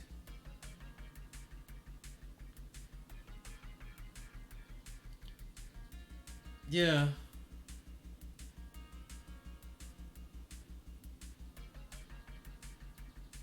In a way, I feel like there should be a norm. But it's just, that's what's going on. Is like, I'm lowering my standards substantially. I'm not criticizing as much. So then you feel like, oh, okay, this guy's not criticizing at all, so there's nothing. So he, ugh. If I were to have my standards how I truly feel inside,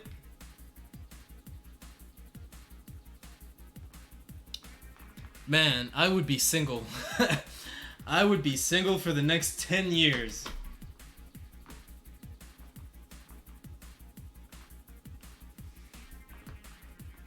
You get where I'm going with this? It's like, I would nitpick every little thing. Yeah.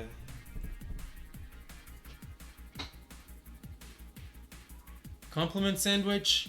Say something mean and then say something nice? Nah, I don't want to do all that extra mental hard work. The best thing for me to do is when I'm able to dedicate more of my brain power, more than 30% of my brain power towards how I treat people. I can kind of like, I can do it and not be seen as quote unquote soft. I don't want to do that. I want to find the perfect balance, which is like finding out how to be myself, but not I guess there's no way to really do it, like not hurt someone's feelings. You have to hurt someone's feelings. Like, I don't want people to just fucking cry, you know what I mean? Because I can go in on people and I don't want to do that.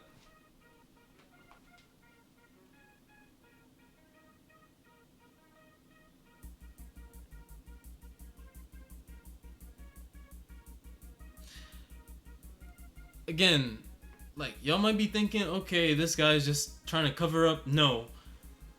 This is really, like, again, I kind of use high school as, like, a good example, but then people could also say, like, oh, he peaked in high school. That's not even the case.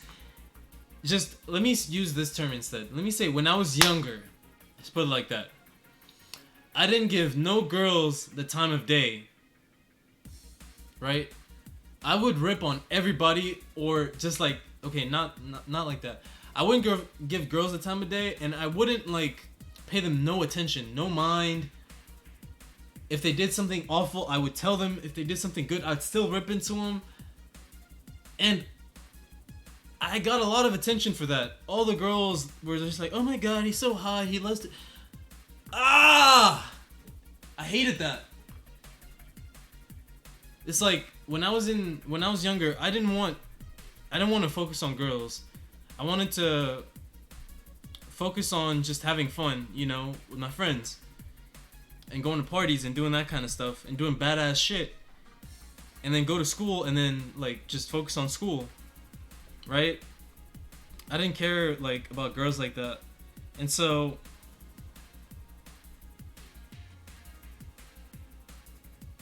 when you don't want something, you kind of like put repelling energy out there. You're like, oh, ew, I don't, and then you know, you go in and you know, how can I explain it?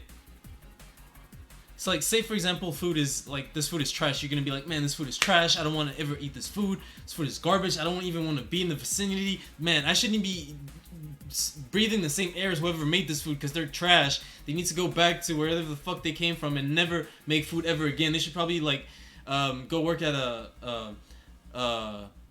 what do you call it? A recycling company because they do a better job than making my food. You know what I'm saying? Like, that's the same energy I had towards girls. Like, the girls, I felt like when I was younger, were not at my level. I felt like they were not at my level, and I could do so much better than all the girls I was exposed to at the time. So, I didn't want any of them, and I would just, like, not one of them. You know? So, I had pretty high standards for myself, so I didn't want any of those girls. I didn't want them. And what that did, me having those high standards and me not wanting any of them, made them even more attracted to me, which was the opposite of what I wanted. I didn't want any kind of attraction. I didn't want them to feel any type of way because all of them to me were mid. So guess what happened? I ended up spending most of my high school days, I'd say about 75%, being single.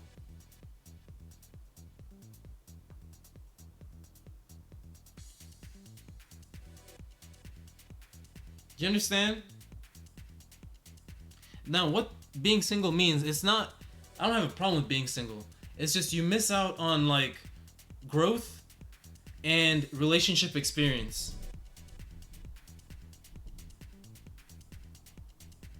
Well, it's different when I do it, Jem.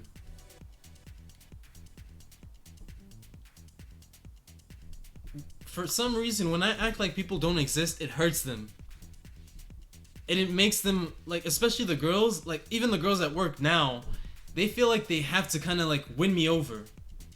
I don't understand that. Anyway, so my point is, it's like, I ended up being even more toxic because of that. Because I never took the time to understand how relationships work and how you should treat people and be a good, kind person and shit like that. So it just made me, like, more and more toxic. Like, the girls I was with in high school, I'm gonna be honest, I was seeing other girls at the same time. Like, I was toxic, bruh. Like, I didn't give a single fuck. Now, you telling me I should be like that?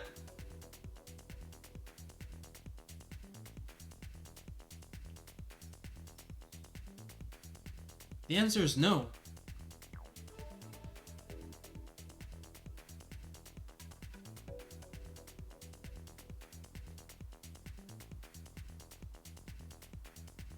And then when there is a girl that I was attracted to, when there was a girl that I was attracted to, I would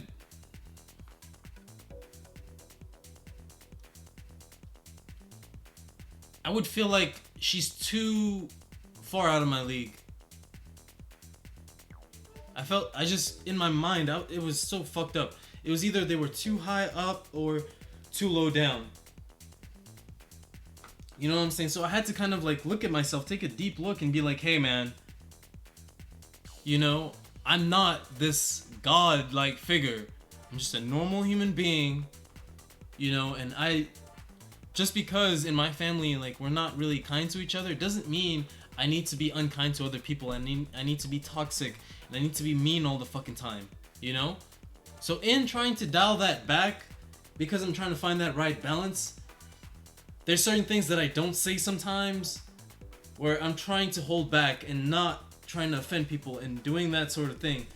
And then it comes up and they're like, okay, you are soft. Bitch.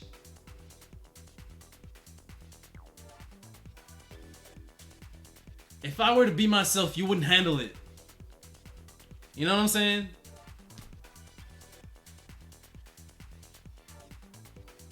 And when I say bitch, I don't mean like my girl. I'm not talking about her. I mean like in general, if I get called soft, it doesn't like piss me off or rub me the wrong way. It's just like I'm trying to understand with my kind of like reasoning behind it, and then other people's understanding of it. I'm trying to just put it all together and help myself understand. Ugh.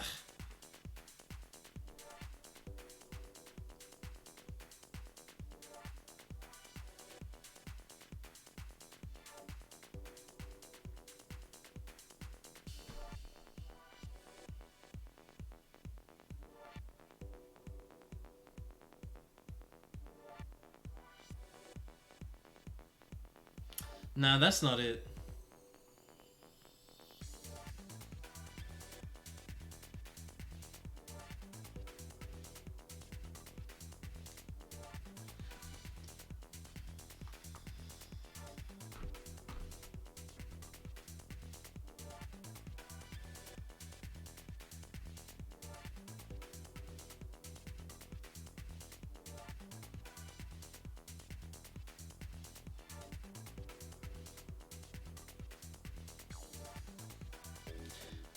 It's like I had this one girl who I was friends with when I was younger, right? Like I would tell her about all the girls I was fucking. I would tell her about my girlfriend at the time. I'll tell her all this shit, right? I would make out with her and do all sorts of shit with her while I was dating another girl. I could literally tell this girl to suck me off in class and she would do it. Don't you guys think that's like too much power? Like, I could literally make her do anything and everything that I wanted. Pretty much. Dude, I could make her do whatever. Literally, we could be in class and I tell her, hey, come to the back, and I'll just shove my finger up there and do whatever the fuck I want. That's fucking abuse.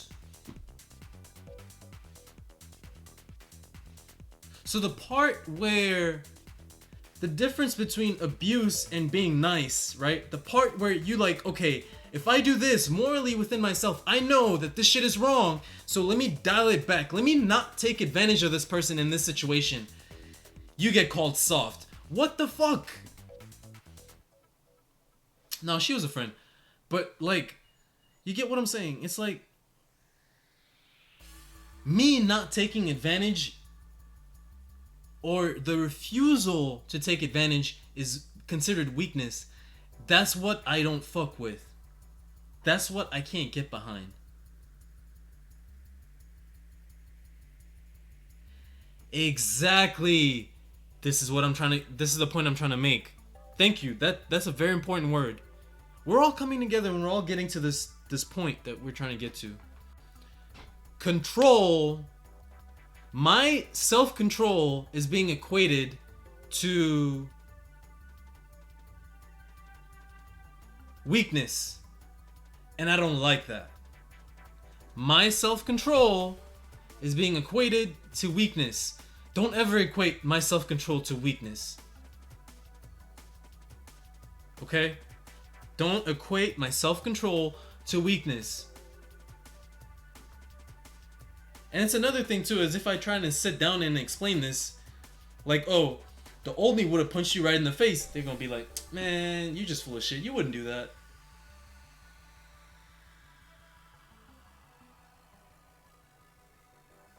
If I did punch a woman, or if I did lay my hands on a woman, what do you call that? Abuse.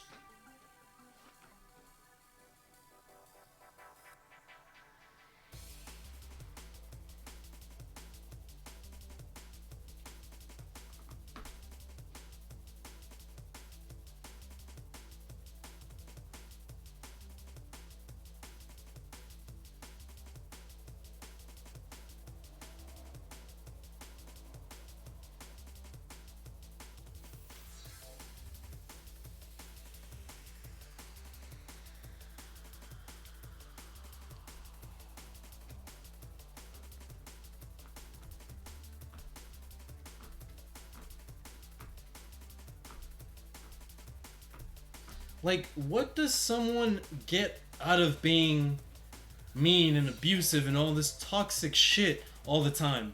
There's nothing. There's nothing in being like that. You don't get anything out of it. You know? Ugh.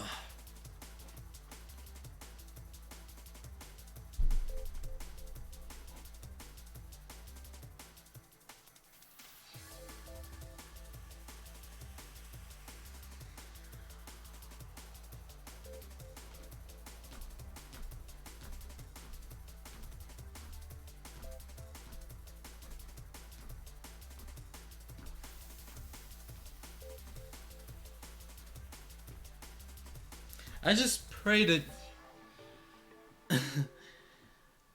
I just pray that y'all don't get to find out, man.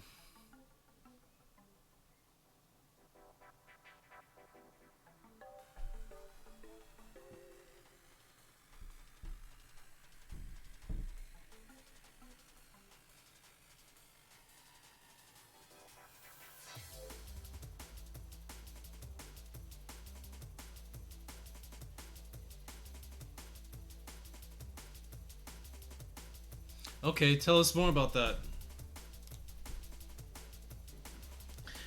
But at the same time, let me say this, right? Jim, women in general need to understand, right? Except for simps, that in general, men hold back a lot. When it comes to everything, we hold back so much. We go into the negatives when it comes to y'all. Cause y'all be on some fucking goofy ass shit. But we're not gonna sit there and call you out and embarrass you in front of everybody. We're not gonna do that. Not gonna sit there and embarrass you and ruin the fucking mood when we by ourselves either.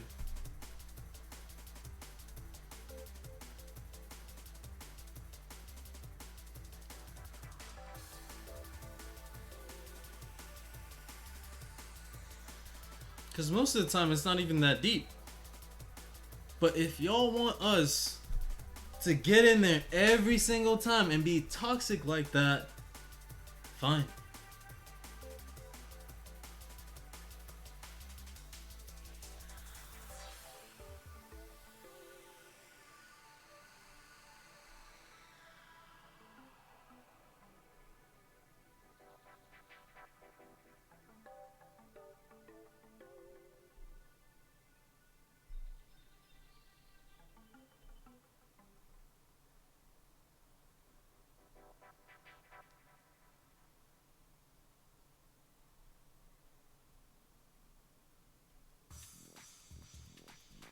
Oh.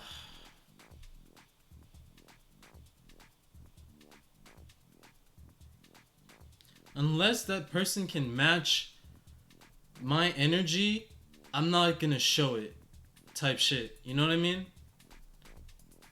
Unless I'm like with a really toxic person, I'm not gonna bring out that toxic side just for the fun of it.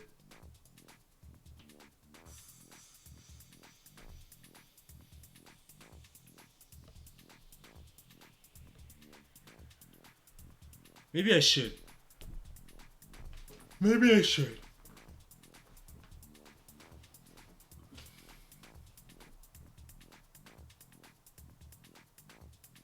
Maybe I should.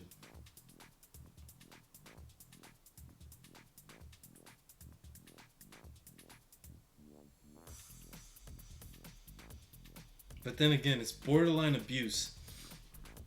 Oh my god, my boyfriend, he was such an abusive guy. He would insult me all the time and beat me up.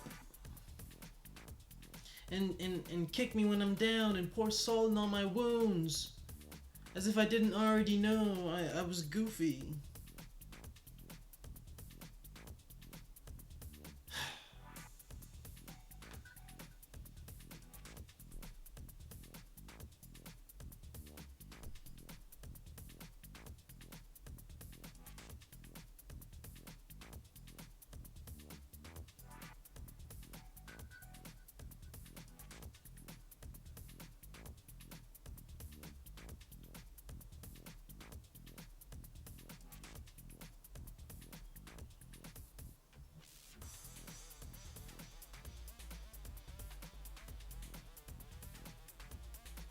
What'd she say?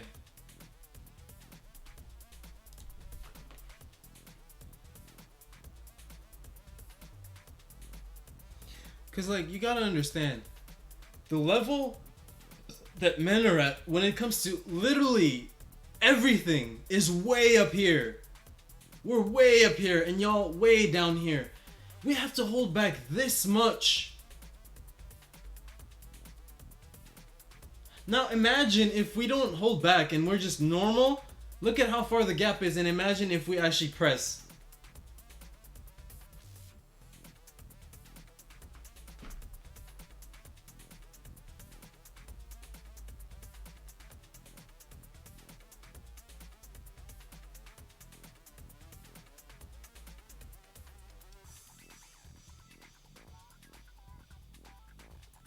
Yeah, why? When a guy gets with a girl, if she's not what he's into, he's gonna let her go.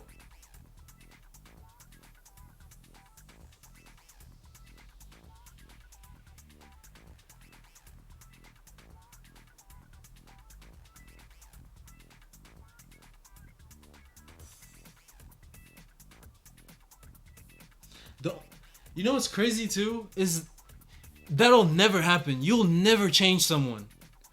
You'll never change a guy. Oh, he was rude and abusive and now he's cool. Now he's the nicest person ever and I did that. That'll never happen. The only time it does is if a guy himself, within himself, without any external forces, decides, you know what? I need to be a better person. It has nothing to do with the girl.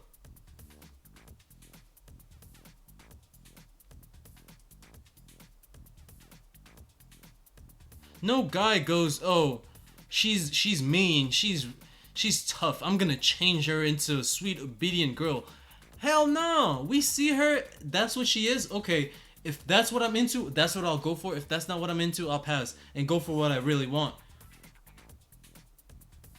How do you want to change so... Oh,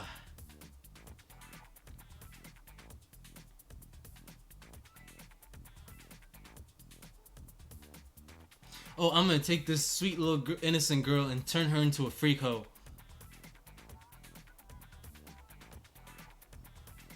Nah. Oh, I get it. I get it. Because y'all are malleable. Y'all can be changed. So you probably think it goes both ways, but it doesn't. You can't change a man. A man has to change himself. Just like I can't change, say, someone who doesn't want to exercise. I can't make them be a person who likes to exercise. I can make them exercise, but it's within the person themselves.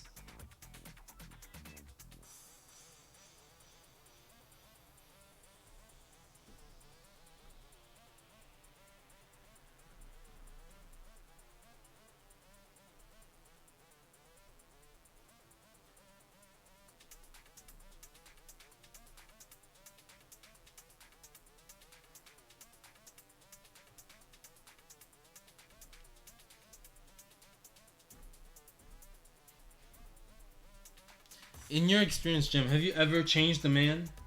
Have you ever witnessed a man being changed?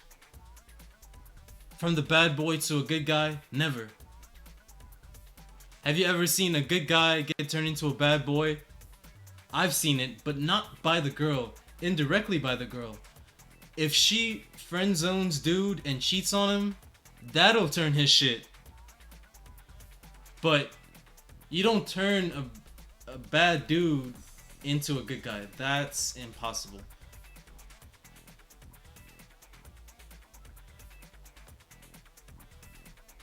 You don't do that.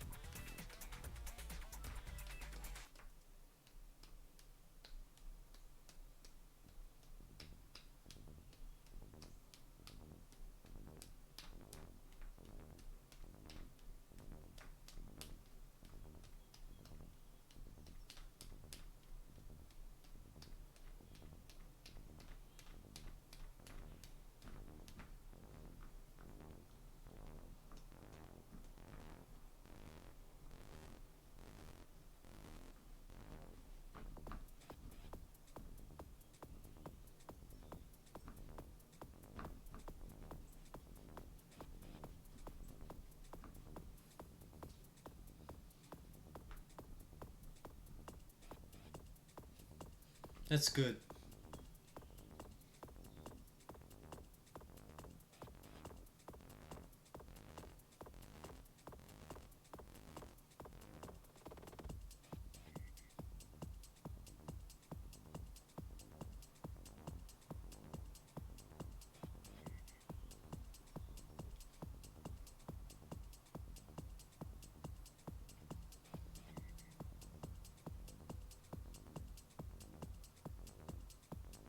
Because what happens when you do change him?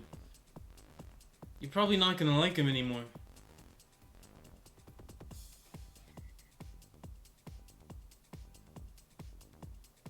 So why even go out there and try to change someone? I know why. It's the thrill of the chase. It's just fucking immature. That's all I'm going to say. I need to finish this.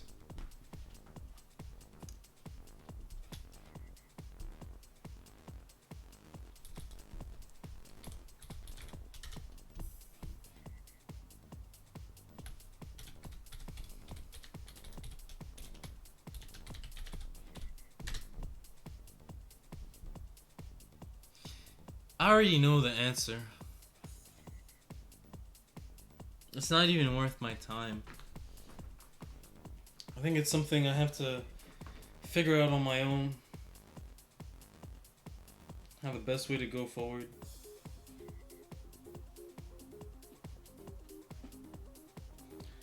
Cause look, I'll say this too, like when I am being close to my normal toxic self, I get bored. I'm too much for this person to handle. You know what I mean? So I don't even go into that because I know I'm gonna get bored.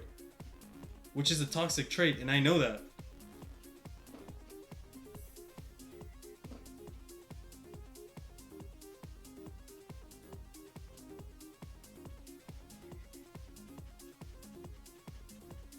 Like if I give this person, again, I'm not talking specifically about the girl I'm dating now, but I'm saying, let's say I'm with someone and I give them even a fraction of the person I used to be, they're not gonna handle it. Me doing shit like talking to 3 girls at the same time. You will never know about it. They will never know about it. And I can even present it to them and they will be okay with it. The way I'll present it, bruh.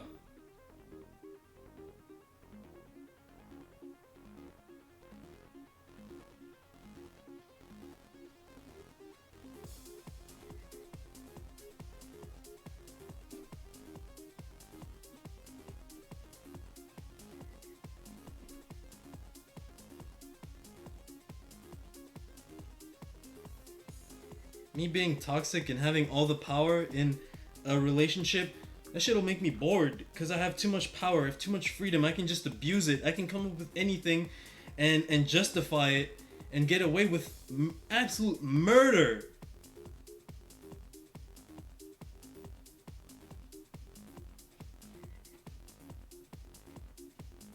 And take advantage.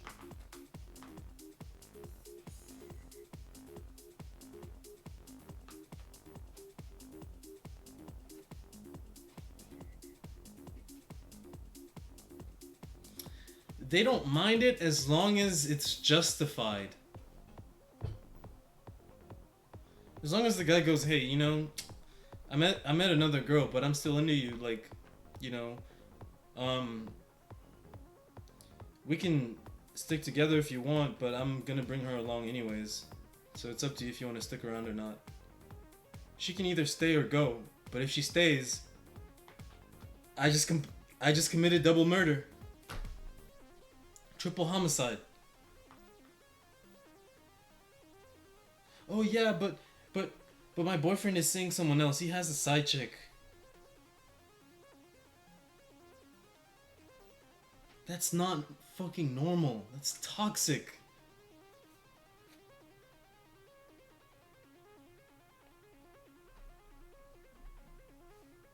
That's not a relationship that would be built off love. It would be built off of fear. And fear is the thing that controls children. not adults. Adults are driven by love. So if a woman is being controlled by fear, she's immature.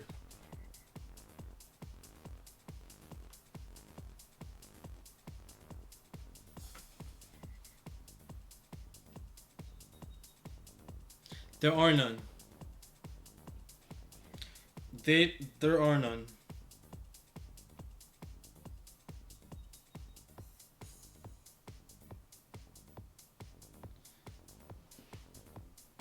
Open relationships do not work. At that point, it's either not even a relationship or the person who's not really open is miserable. I have the perfect example. Hold on. I'm gonna let this play out in the background.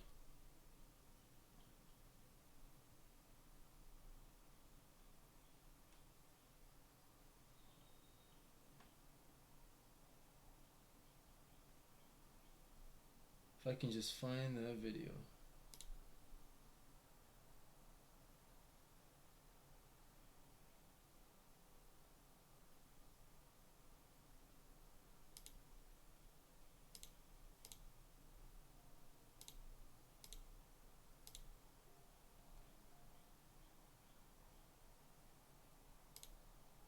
Transparency is the basic bare minimum.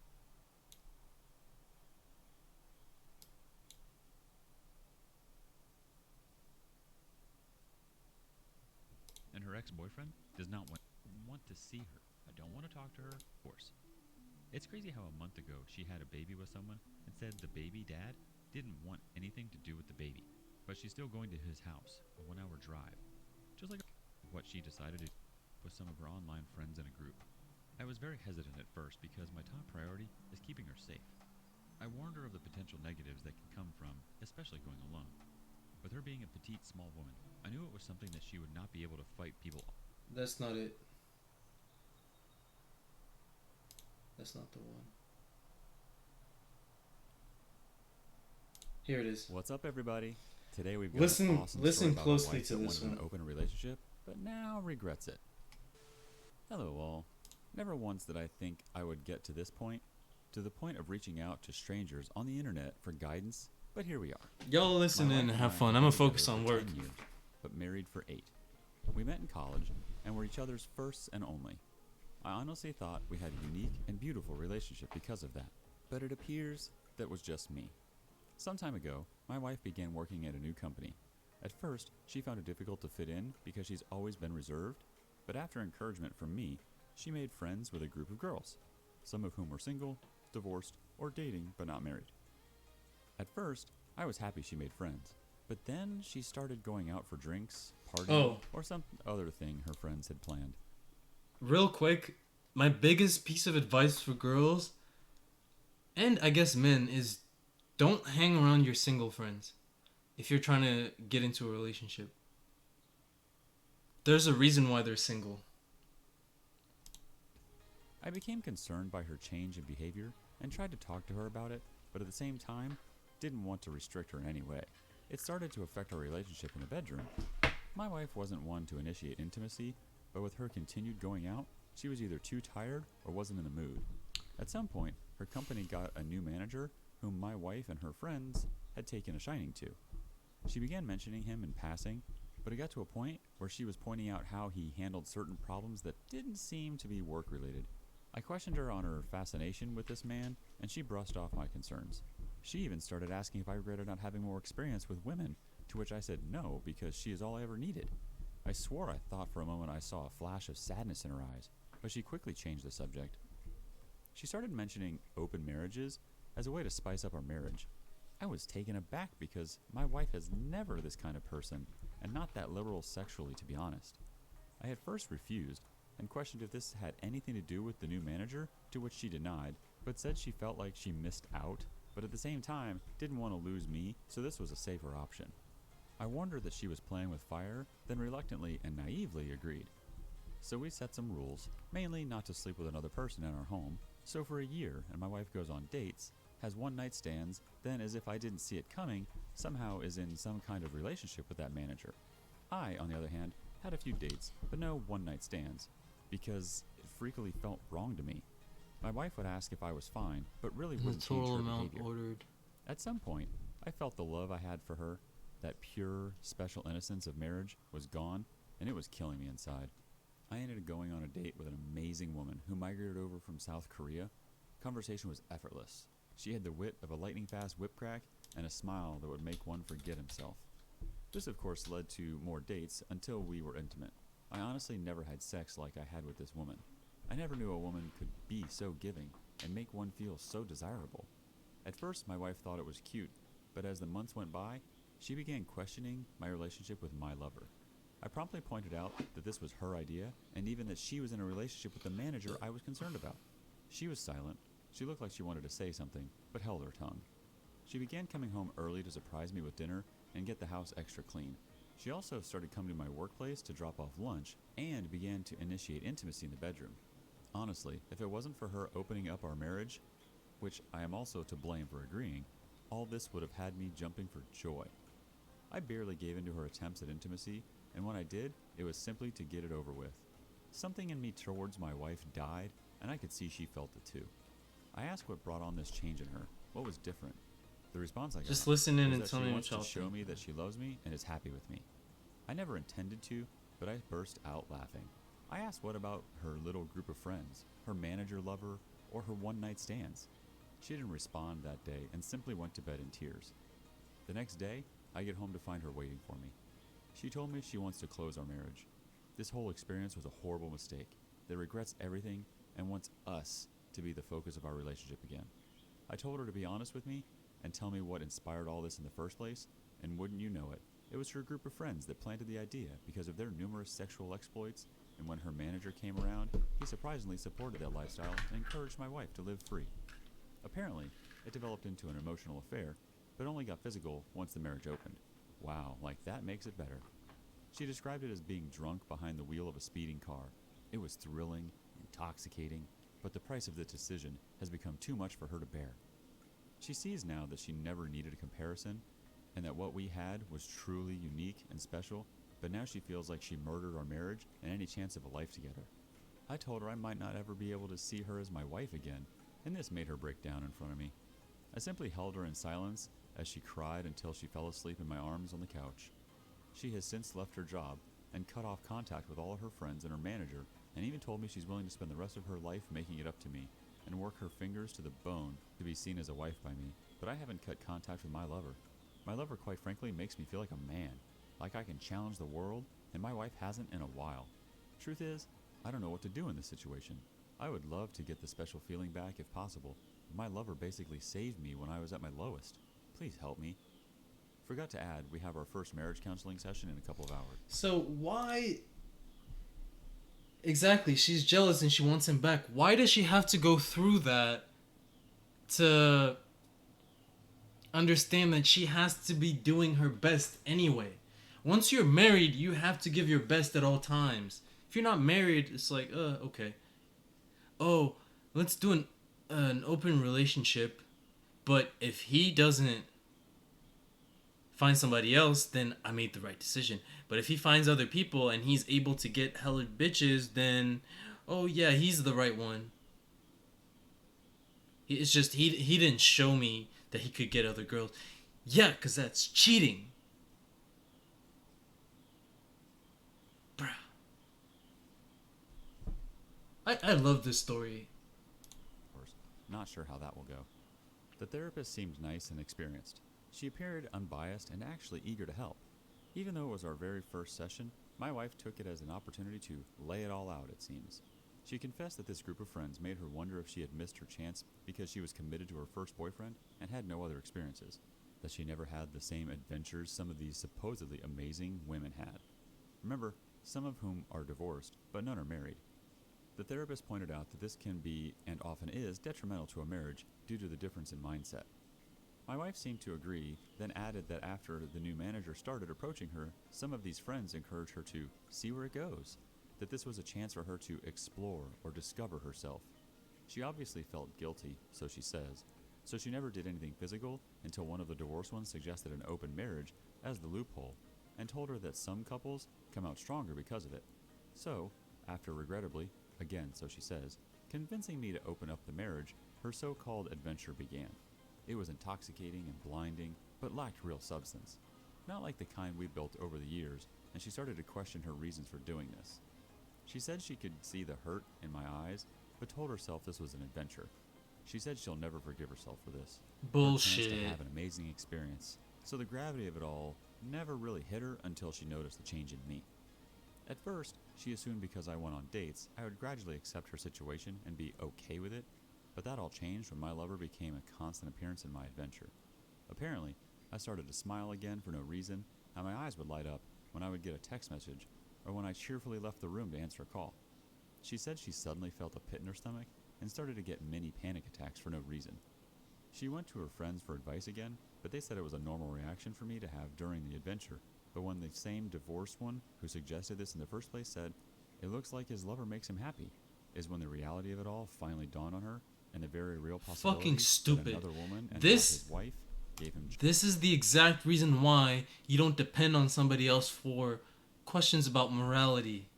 It should be within your own, so that if you make a decision and you fuck it up, it's your own fault. You don't have to blame somebody else. She's relying on this other person who's divorced for advice, and then when the same person just switches it up and tells, oh, this other person makes him look happy and doesn't even give a fuck about what you got going on, all of a sudden that's when it hits you. Bruh, come on, cut the crap. Joy almost made her pass out. She realized how ridiculous this all was and begged them to help her win. They didn't back, set her up. but they That's just told their her that she couldn't deal mentality. with it. Why did she open her marriage in the first place? She knew then and there that these people were toxic. Because she has no morals, bruh. She could have easily been like, you know what? I shouldn't be hanging around these people. Because they're making me do things that are morally unjustified. I'm married. But nah, she was like, you know what? I'll listen. And a threat to our marriage. So yeah, and life 100%. being It built. was her own Hence, fault, she's but been on a mission to yeah. win me back by any means necessary. I, on the other hand, didn't share much, but I did let the counselor know about the situation on my side with my lover still in the picture, to which the counselor said no resolution could ever be reached with my lover still in the picture, and suggested we book another appointment after tomorrow. The counselor said it was unusual for someone to stay with her first this long, and gave the impression that any storm can be weathered. I highly suspect she wants us to be one of her success stories. Sorry that it's long, but I figured I might as well give a full update. Update 2. Still haven't figured out how to link posts, and a very warm thank you to everyone who has reached out. I apologize for not being able to reply to each and every one of you, be it inbox or on the post. Anyway, here's the update so far. Again, thank you for all your support. It's quite literally been an episode of Jerry Springer. I have since moved into an apartment owned by my brother for a ridiculously cheap price. He owns properties and would have let me stay for free, but I refused that. Just a little of what I have uncovered about my wife's behaviors and some unsettling things about her manager. During our second session of counseling, I asked some of the questions that some Redditors asked. 1. If she was sure nothing physical happened before the open of the marriage. She looks towards the ground and begged me not to make her say it. Bruh, you see, she was already cheating before they decided to go for this open marriage thing. She said it, then it would destroy us. But after some pushing, she shared that it wasn't physical, but they touched themselves in front of each other. This douchebag convinced her that since it wasn't physical, sort of, it wasn't technically cheating, and that they were simply enjoying each other's full beauty. I was absolutely floored by. How can you let someone manipulate you like that? Oh, but I want someone who's gonna tell me. Then they take advantage. Now what?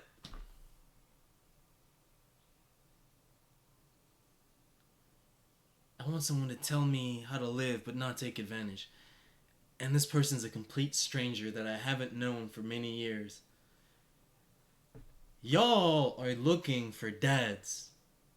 The only person in this world, the only man in this world that will tell you how to live and not take advantage is your dad.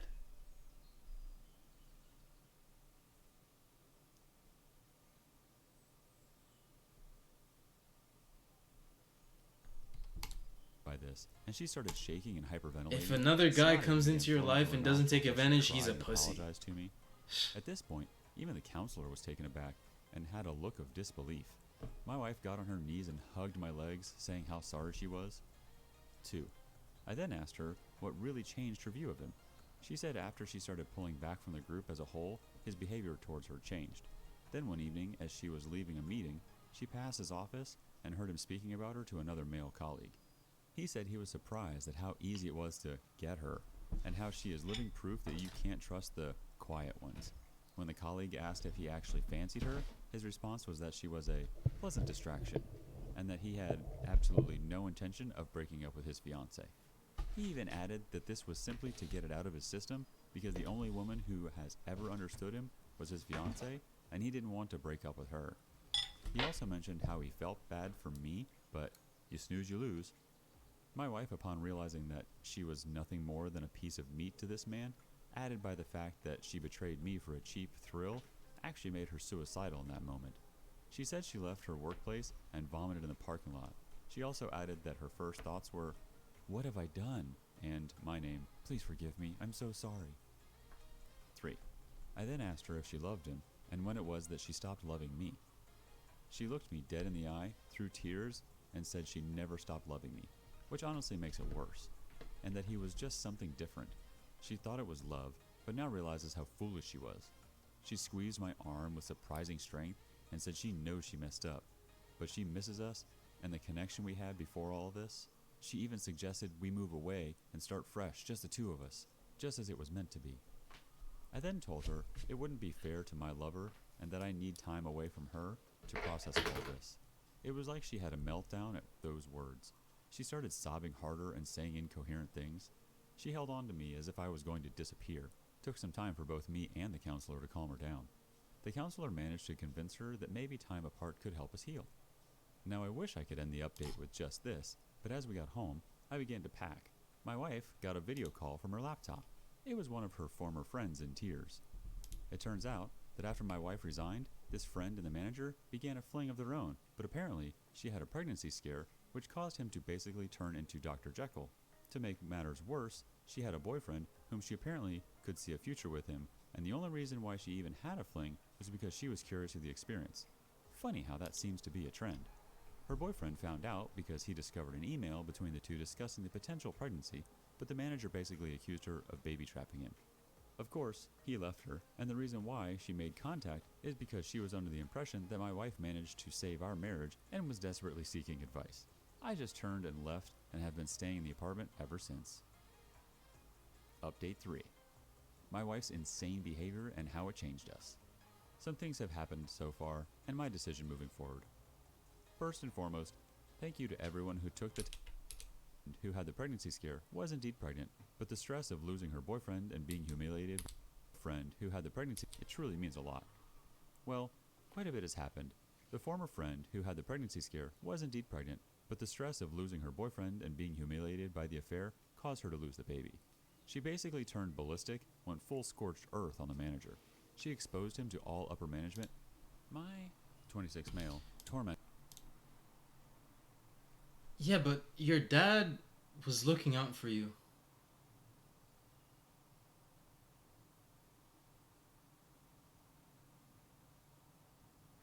He's the only person not trying to take advantage. Mentor from school, 26 female, wants to go out with me. Can people really change? And if so, how much? There's no other way to say this. She was a bully to me in middle school, humiliated me early in high school, and thankfully ignored me our senior year. She was always the popular cheerleader type, and when we were in middle school, she would verbally bully me and make fun of me and my appearance whenever she could, and would do it as the leader of a pack of she-wolves who would write fake notes to me and take photos of me and Photoshop all sorts of vile things and plaster them all over the school. When we were in 10th grade, she catfished me. There wasn't even a word for it back then, and eventually got myself and another guy to meet one another after school, both of us thinking that there was a cute new girl in school who liked us.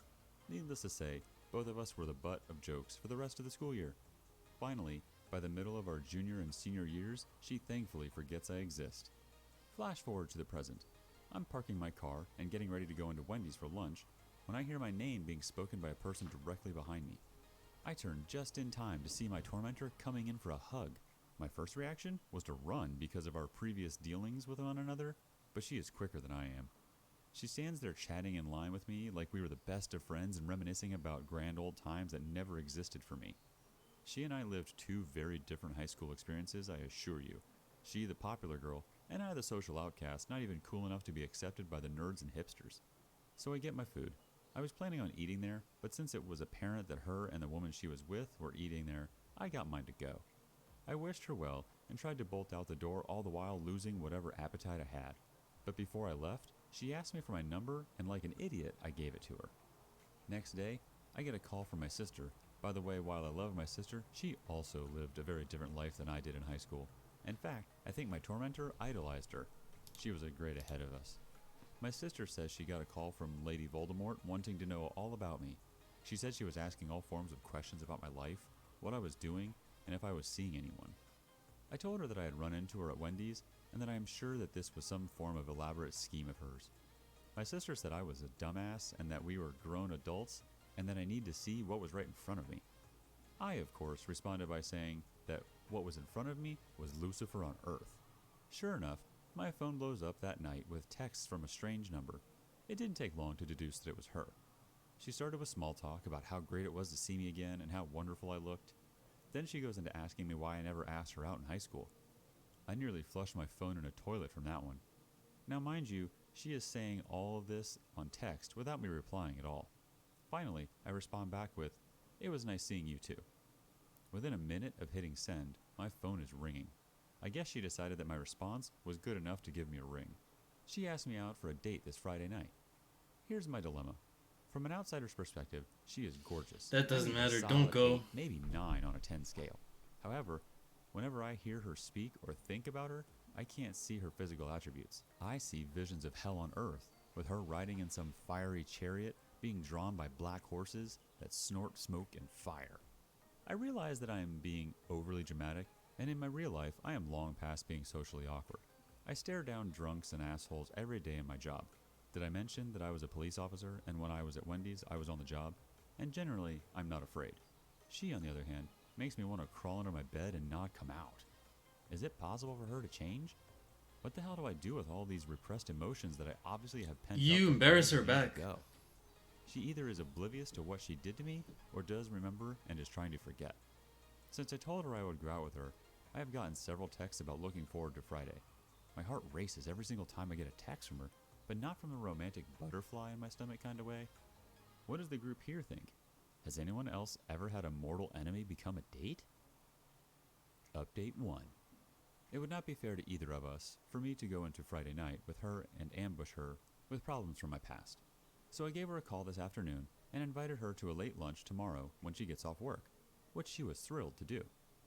I plan on talking with her then about things, and we will see what happens from there about Friday night. I am either setting myself up to be the world's largest douchebag, or I'm going to get burned again. How are you the douchebag? You're gonna tell her how it is. Her acting all giddy every time I talk with her does make me feel like a for holding on to the past. I just plan on easing into the conversation, and I'm going to be very specific about the catfishing thing. I know for a fact she was behind that one, and that is the one that hurt the worst. I'll let you guys know what she says. Update 2. I arrived early enough so that I made sure to be there before her, so I could pick out a secluded spot so we could talk and not be interrupted. She got there about 15 minutes after I did, right on time by the way, and she spotted me and came over to sit. She was just beaming and had a huge smile on her face from the moment that she came in the door, and it honestly made me feel like a creep who was laying in wait to She end. only did that because he was a But when cop. she started to talk, her voice just sent cold chills down my spine, because even though she was saying nice things, it was still that voice that I remembered from years ago, and that helped steel my resolve. She was saying how thrilled she was to meet with me today, and then how much she was looking forward to Friday night. At this point, the waitress came to get our order, so that caused a natural pause. I decided to wait till the food came, so that we would not have any further interruptions, so we just made small talk. Food comes, and I take the shot. Simply put, I just asked her why she was now interested in me when all during our school years, I was less than dog to her. Yes, I said dog because, well, just because. She actually teared up a little, but to her credit, she didn't cry or anything at this point. She goes on to say that she knew when she did the catfishing thing that she had gone too far. She stated that she had no good reasons for doing anything other than she was very immature and very wrong. She then went on to tell me something I had no idea about. I guess the other guy who she tricked with the catfishing scheme did not take it as well as I did. She said about a month after she did that, he physically attacked her on the way to her mom's car one day while she was leaving cheerleading practice. She had a fractured jaw, contused lungs, and 2 broken ribs. I knew she had missed in school.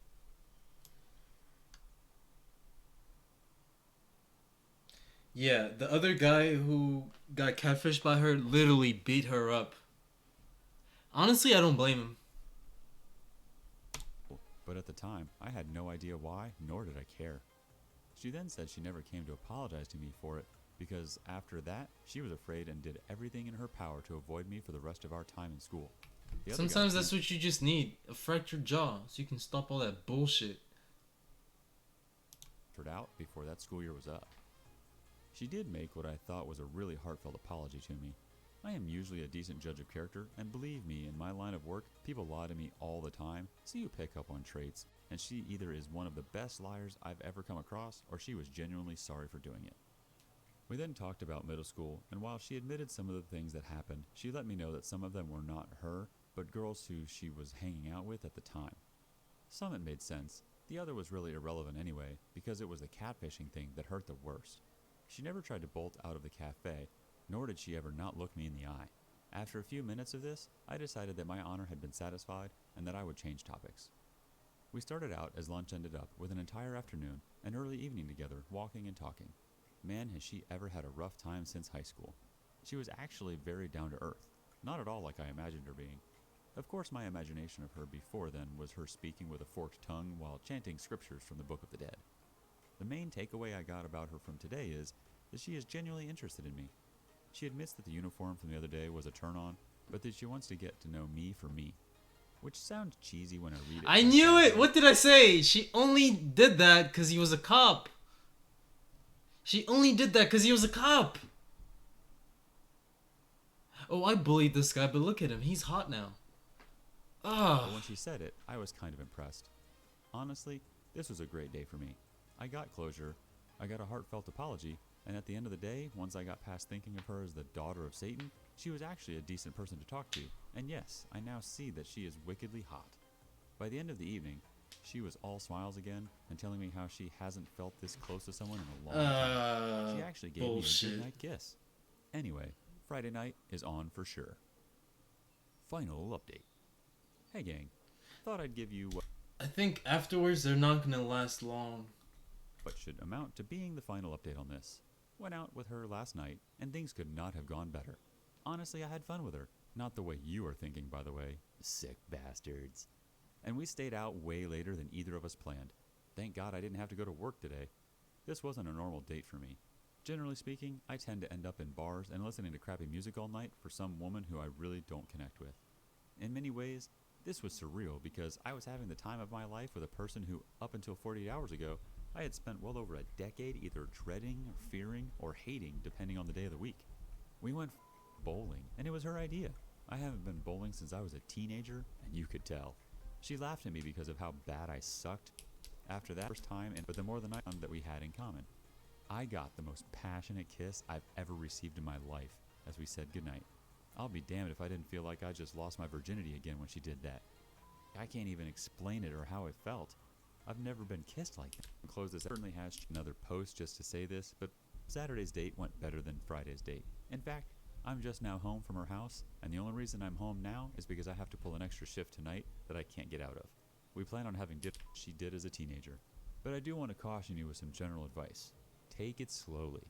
Not because of your specific circumstances, but because it's very easy in the beginning of any relationship to dive in headfirst and get in too far, too fast. Then, when the honeymoon period wears off and you come up for air, it's hard to back up from that. So tell her you don't want to go too quickly, and try sticking to once-a-week dates for a month or so. Then maybe move it to twice a week for another month, and see where you are after that. Just be careful, and try not to get hurt. Good luck, and congratulations.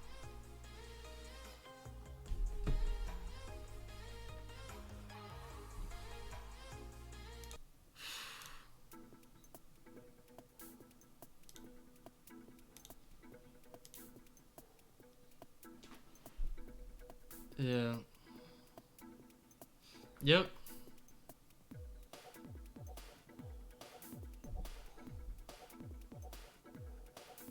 Everything about that is just fucking stupid. There's no logic in any of that.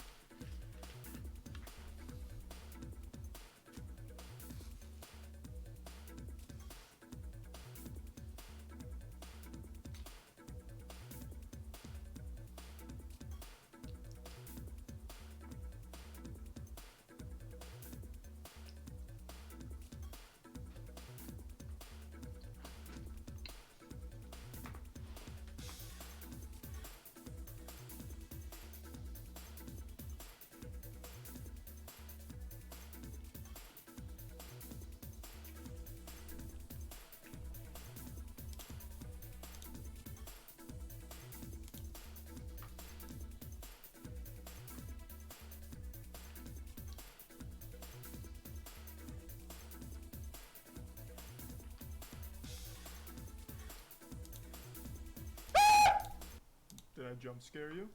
Yeah, I bet I did. You coward. You make me sick. Your weakness is pathetic. But now that I got your heart pumping a little bit, I want to talk to you about an absolutely wacky lawsuit that I read about today. Elon Musk is being sued for $258 billion because of Dogecoin. This is the story of how one angry Dogecoin enjoyer named Keith teamed up with Saul Goodman to try and win more money than some country's entire GDP, all from a shitcoin. Now, not much is known about Keith other than he invested in Dogecoin in 2019, thanks almost entirely due to Elon Musk's tweets about it, promoting it. He was under the impression it was a legitimate investment and a good idea. And fast forward to today, where Dogecoin has eaten more ass than pinworms, and he's a little upset. He claims he has been defrauded by Musk, and it was actually all part of a pyramid scheme. Keith was feeling awfully gluttonous and is suing for $86 billion in damages, as well as triple damages of $172 billion. He's suing Elon Musk, SpaceX, and Tesla.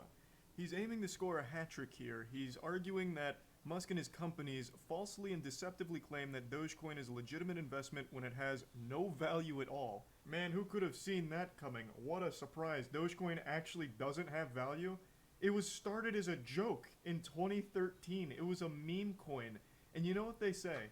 Live by the shit coin, die in shit. This was always going to happen. This was always the predetermined fate for every Dogecoin enthusiast. Unless you were a galaxy brain gigachad like me, who put a little bit of money into Dogecoin right when the hype train really started just because of pure FOMO. I put in it like 20 cents and just turned my brain off and dumped into like a lot of other shit coins as well. But Dogecoin I got in on like 20 cents, and then I sold it hours before Elon Musk was going to appear on SNL because I knew nothing good ever comes from SNL. So I sold it at like 66 cents and made out like a goddamn king. I turned like $100 into like 300 or 400 or something because I fucking predicted it. I knew if Elon Musk was going on SNL to mention Dogecoin, it was going to kill it on the spot, and it did. It's never recovered. I fucking calculated it. But for that one good decision, I also made 1,000 bad ones. I put money into like 20,000 other rug pulls as well, but god damn it, this is the one that mattered the most. I will say this though. I do feel bad for people like Keith who had no idea what crypto was and only learned about it from Elon Musk. For some reason, Elon still has like a following that worships him as a god and will take everything he says at face value and just go hog wild with it. Keith was no exception, and he lost a lot of money from it allegedly, and is now aiming to try and at least fight for it back, and then some. I don't know if Keith necessarily lost 270 or 58 billion, but god damn it, he's coming for scalps right now, I suppose. He continues saying that Keith wants to represent a class of people who had lost money trading in Dogecoin since April 2019, asking for 86 billion plus the 172, as well as an order blocking Musk and the companies from promoting Dogecoin and declaring that Dogecoin trading constitutes gambling under US and New York law. Well, good news for Keith, Elon Musk and his companies haven't mentioned Dogecoin in like a year. That name has become like Voldemort now. They don't touch it. I can't even remember the last time I saw him say that. So that one's already good without a court order. They've completely stopped because they've had their fun memeing around at the expense of people like Keith who lost a ton of money on it. Any money lost on Dogecoin to Elon Musk is negligible. But to an average octogenarian that only learns about it through Elon convincing them that it's a good idea, the money they lose, that means a lot. That's a huge difference maker in their lives. And I also don't think Elon Musk lost money on Dogecoin either. I wouldn't be surprised if he never put money into it in the first place and was only joking from the get-go, just to fuck with people and just to fuck with the entire market of it. But regardless, a lot of people did legitimately lose tons and tons of money on it. Yeah, I was one of those people. And then he wants it to be like constituted as gambling, which it is. I mean, all crypto is gambling, 100%. I don't care how much copium you're boofing. There is no crypto that isn't just straight gambling. Take, for example, Luna, which was like the 4th most traded crypto for like the last year. And then over the course of a week, it went from $100 per token to less than like 1/1,000,000th of a penny. It died in a week. It just completely spiraled and died. It was a stable coin and died in a week from 100 to 0, well, way below 0. So yeah, I think every sane person would agree with Keith here. If you're putting money into crypto, you're gambling with it. And I pray that Keith never finds games like Diablo Immortal after reading this. I'm no lawyer, and from what I've read, Keith actually does have a legal team behind this, but to me this sounds like an unwinnable case. It feels like something that they're trying to drum up as much headline and hype for as possible to get people to rally behind them like other Dogecoin enthusiasts that lost tons of money on it. I don't call them Dogecoin investors because they've just been deluded into thinking it was an investment. They've been scammed, basically. If you put money into Dogecoin, you fell for the scam. So I don't really call it Dogecoin investors, hobbyists perhaps. So I think the whole goal here with Keith and his team is to get this lawsuit out there so a lot of media picks it up, which they have. And a lot of people come forward like, yeah, I also got fucked by Elon Musk here promoting it and this and that. And then hopefully the public pressure will mount to a point where the Elon Musk and the companies will settle with Keith outside of court for whatever undisclosed amount. I don't think there's any law firm or any human being on the planet that actually thinks Keith is going to win $258 billion here. And I don't think they're trying to win $258 billion here. They're trying to get some kind of settlement out of court with the pressure that the public can mount. That's my uneducated guess for my little reptile brain. That's what makes sense to me. This is truly a David versus Goliath situation here for $258 billion with just, you know, fucking Keith over here versus the wealthiest man in the world. It seems like it's unwinnable. But if he has a team behind it, then they must have some kind of strategy because there's no self-respecting lawyer or law firm that's going to represent a case like this without some kind of plan. And I don't think there's any way they beat Elon Musk with this $258 billion. But who knows? Again, I'm not a lawyer. I haven't passed the bar. Maybe this somehow makes it all the way to court and Keith shows up with the goddamn Avengers of lawyers. And they lay a biblical smackdown on Elon Musk and his team. Just fucking Hulkmania goes wild and Keith somehow wins and becomes instantly overnight the wealthiest person in the world. I don't think we're living in that fantasy, but hey, again, I guess it could be possible. No, I'm just kidding. I really don't think it's possible in any dimension in the multiverse. But I guess I could be wrong. Who knows? Anyway, one other thing I'd like to mention. I've seen this story float around a little bit on Twitter, and people get mad at Keith, just calling him like an idiot. It's your fault. You did this. I can't believe he's even bothering to sue Elon Musk. And to a certain extent, I agree. It is entirely Keith's fault that he put money into this without doing even the bare minimum amount of research on what he was putting money into and just taking shitpost tweets as fact. One of the things I saw pop up in one of the articles talking about this is Keith used a couple of Elon Musk tweets as an example for him deceptively promoting Dogecoin as legitimate. And one of them was, Tesla's gonna put SpaceX is literally gonna put a literal Dogecoin on the moon. And like, you have to be stupid to read that tweet and be like, oh my god, they're actually gonna do that? Quit! Sell this, sell my car. I'm putting it into Dogecoin. Honey, what do you mean you're leaving? Like, yes, there's a lot of self-responsibility there. It is, at the end of the day, Keith's fault that he put into it. But I really cannot help but feel bad for people like Keith who trusted someone they looked up to lead them in the right direction to financial security. Yes, it is Keith's fault, but I can't help but feel bad for him and people like him that bought into it. And yes, this lawsuit is comical. Going for $258 billion out of falling for a shitcoin meme, it's a silly lawsuit, but I, again, just can't help but feel sorry for him, because I'm assuming he lost a lot of money, like a meaningful amount of money in his life, and is just desperately doing anything he can to try and get some of it back. But yeah, I just wanted to talk about this a little bit, and that's about it. See ya.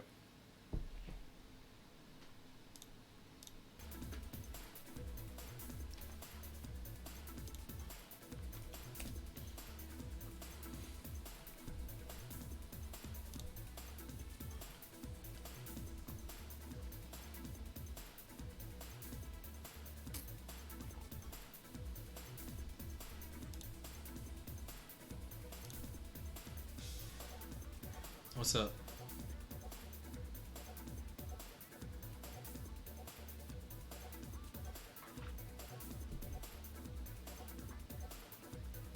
What's shrimping?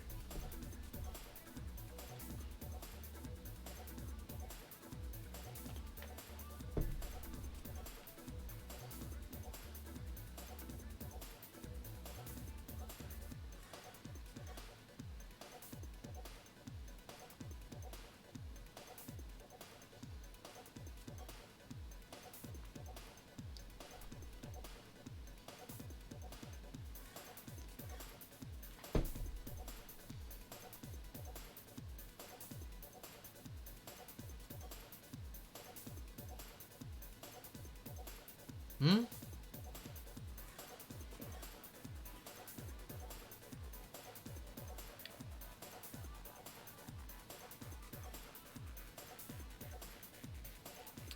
You need to stop simping? What do you mean?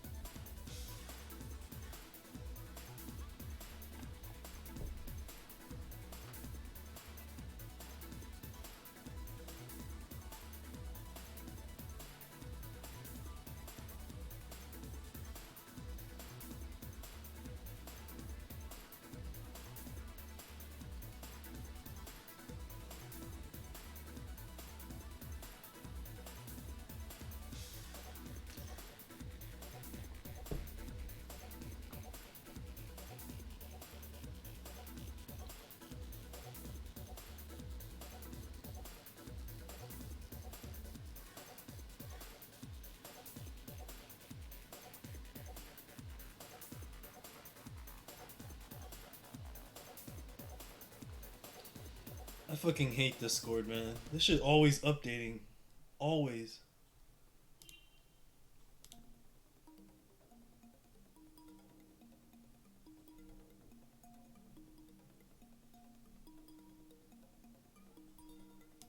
Yeah, no, fuck that.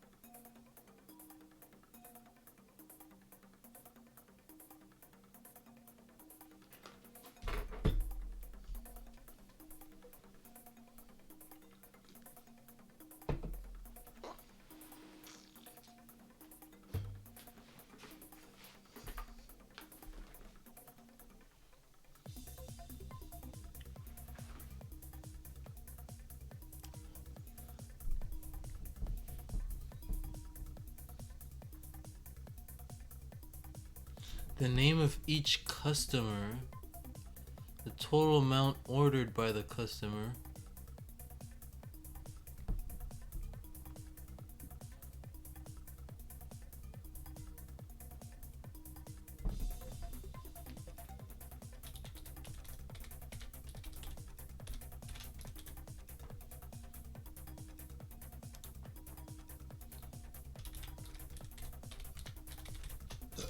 yeah, what do you mean by simping?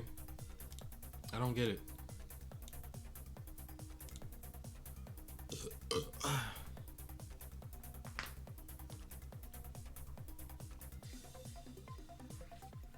Outer join.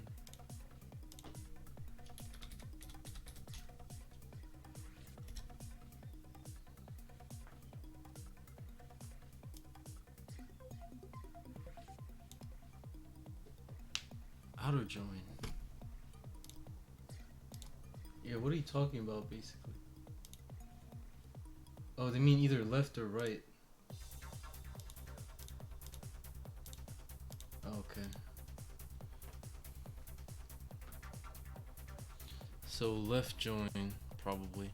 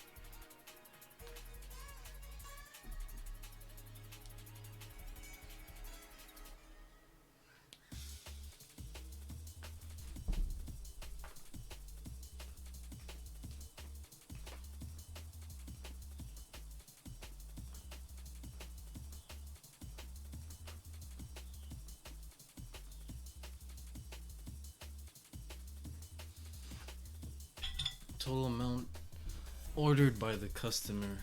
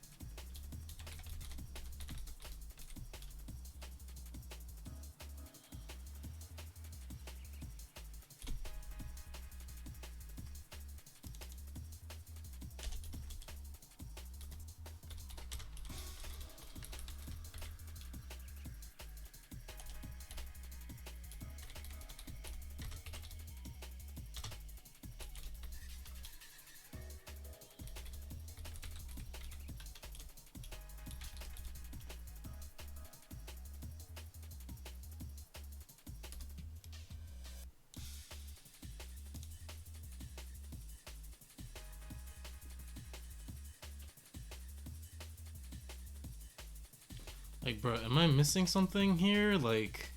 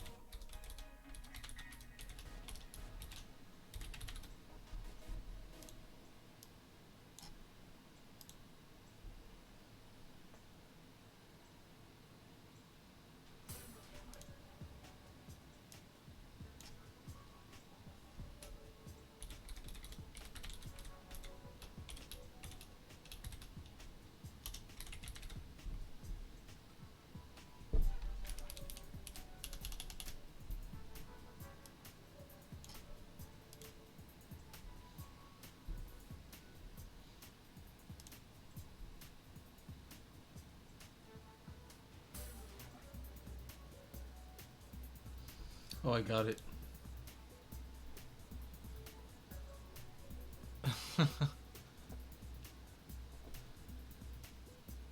Yeah, just, I don't know. I don't have time to worry about those kind of things, man. I'm just out here living my best life. I can't believe it's already 9 o'clock. Holy shit. I have 2 more questions to go before I can start my assignment and then hopefully study and take some tests. Let me see, what can you... You can highlight, like, every single message you send. I don't know.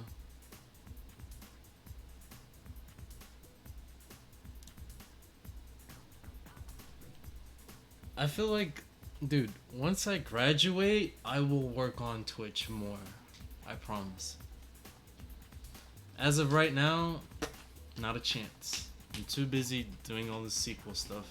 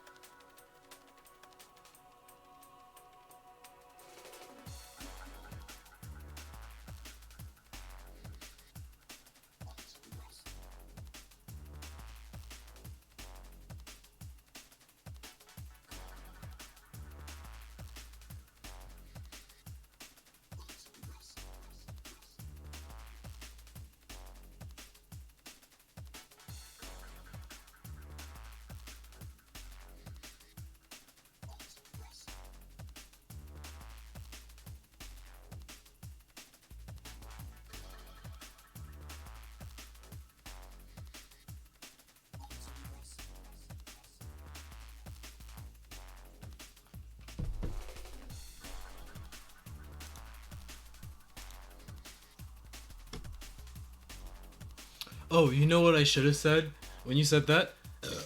Is you're only at 62? I thought you'd be at 100,000. You gotta get those numbers up. Slacking. Gotta go back and rewatch my old VODs. What kind of fan are you? And I wouldn't even be kidding.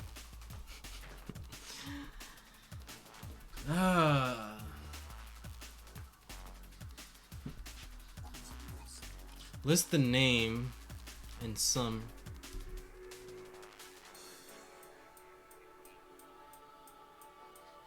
Having.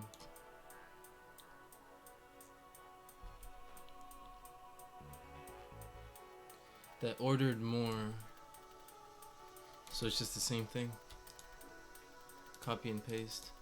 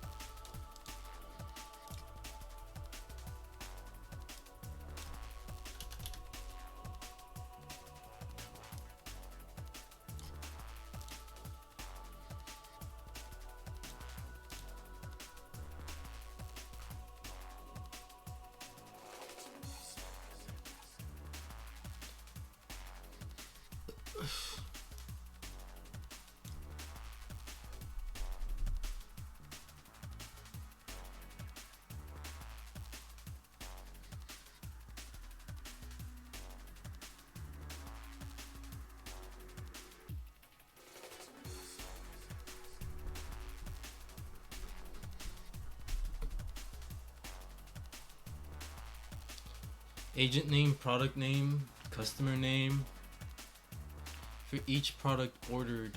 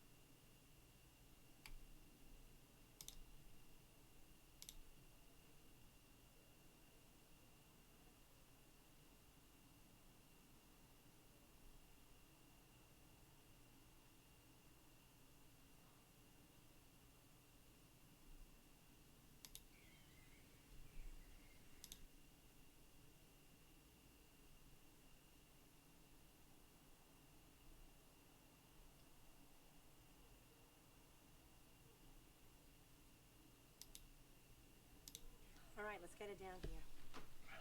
I guess. Where is the Bride of Frankenstein? She's still sleeping. You're right. Go wake her up. I wake her up? Yeah. Want to get this shit out of the way before I go out. Let her sleep. You guys are making too much of this. Oh, no, I don't think we're making enough. She was drunk. Her choice.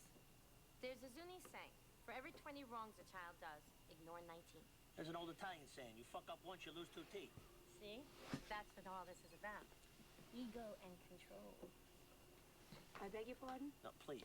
Don't try to make sense with her. No, I want to understand this. Go ahead, tell me. You want to hold on to control over a young woman whose entire biological determinism is to achieve independent thought and behavior. And because she's exercised her independence, you want to penalize her because you don't agree with her choices. Why don't you go get a fucking permanent or something? I'm trying to watch TV. Well. Good morning. I'm sorry, is it afternoon? Please. Please what? You better have some answers, young lady. Yeah, that's right. Okay, fine. You're punished. For what? I didn't do anything. Oh, you call what you did to Grandma's house nothing? It wasn't my fault. It's never your fault, Meadow. It was just supposed to be me, Hunter, and the Macaluso twins, and then Steve shows up with his asshole friend Adam and a bunch of people from Boonton. Oh, so Steve's just walking around trying doorknobs till he hits the jackpot. No, Hunter goes and tells him. Oh, now with the Hunter. Yeah, and she's over at her house blaming it all on Meadow. It's an old game. We're under a lot of pressure, okay? You try studying day and night to get into college. We've been working hard. We deserve the night. All right, take it easy. Take it easy. I'm sorry you're under a lot of pressure, Meadow. It is still no excuse. So who was this ecstasy guy? I just told you, Adam. I don't even know him. He just showed up with Steve. This the same Steve I know, the school newspaper kid you're always with? He's a flea. Why do you think I stopped hanging out with him? That's news to me. You don't hang out with Steve. It's painful to talk about, okay? Well, you're gonna get punished. Look, you guys, I know what I did was not okay. I've been thinking about it a lot and really not feeling good about myself, okay? And I think you should take away my Discover card. You better believe it. That's right. For 2 weeks. 3.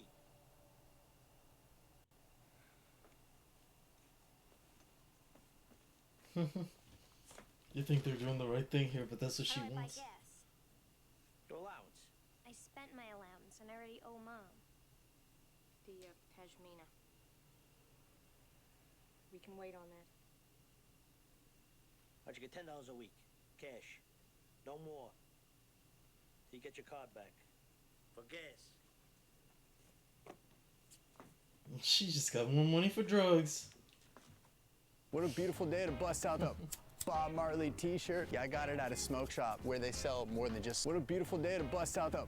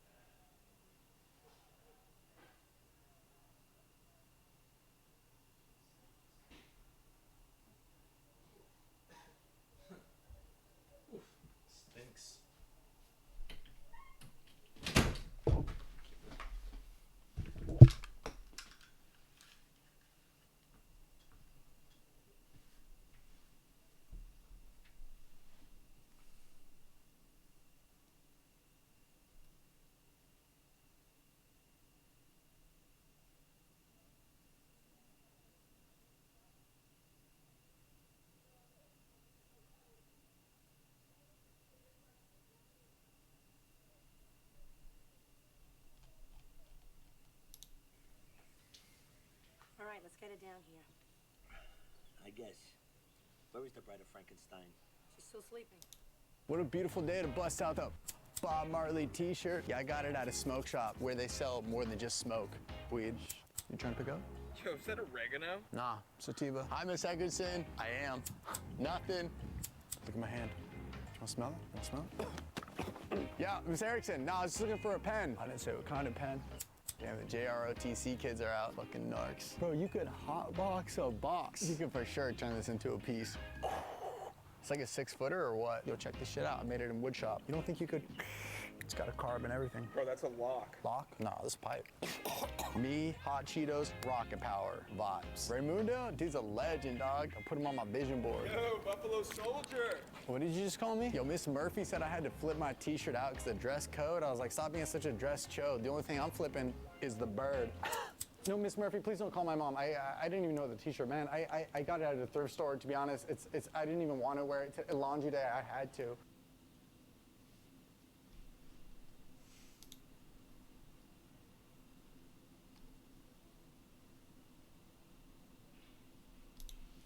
What? Hey.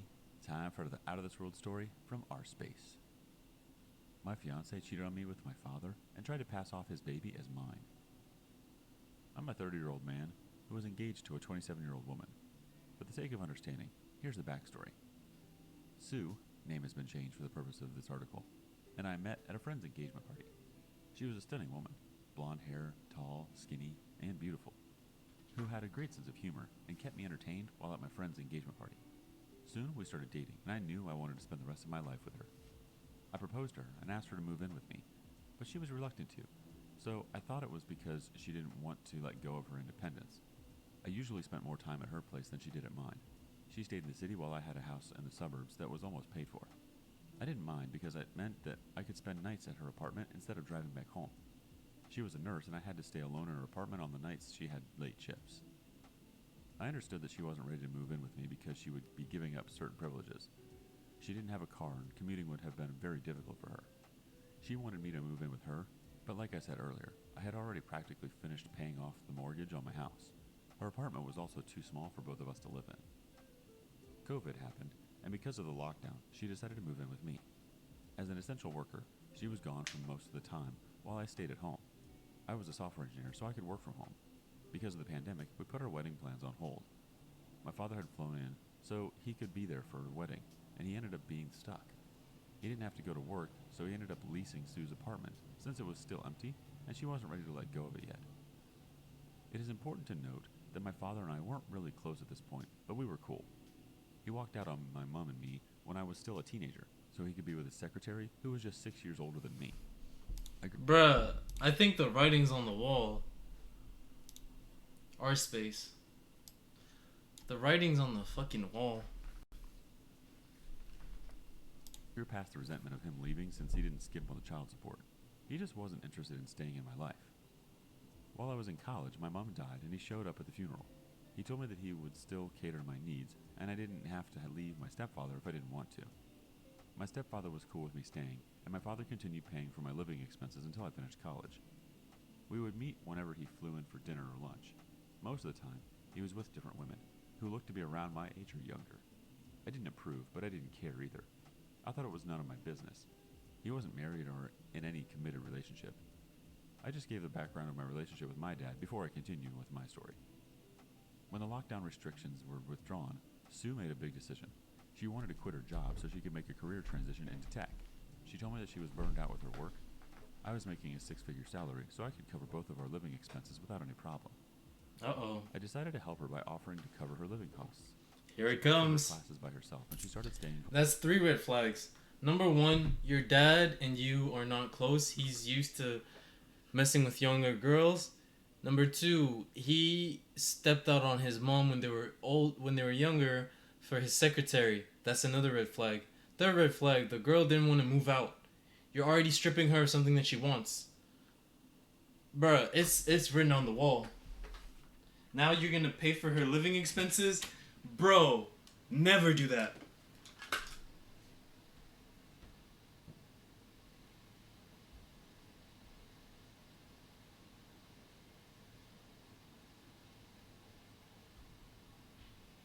Because then she has nothing to lose.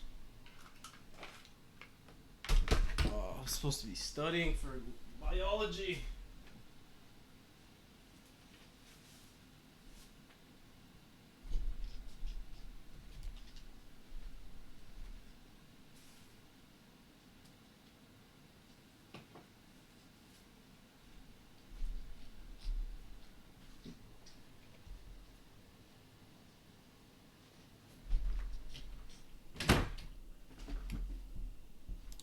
Home with me. I got her a workplace next to mine so she could attend classes while she was seated next to me. We spent a lot of time together, and on some nights, we would invite my dad over for dinner too. My father decided that he liked staying in the same city as me, and that he didn't have any plans of leaving again. I didn't mind his decision, since he wasn't intruding in my life. Later, I found out that it was because he had gotten a new girlfriend that he was pretty serious with. For context, my dad is a wealthy man.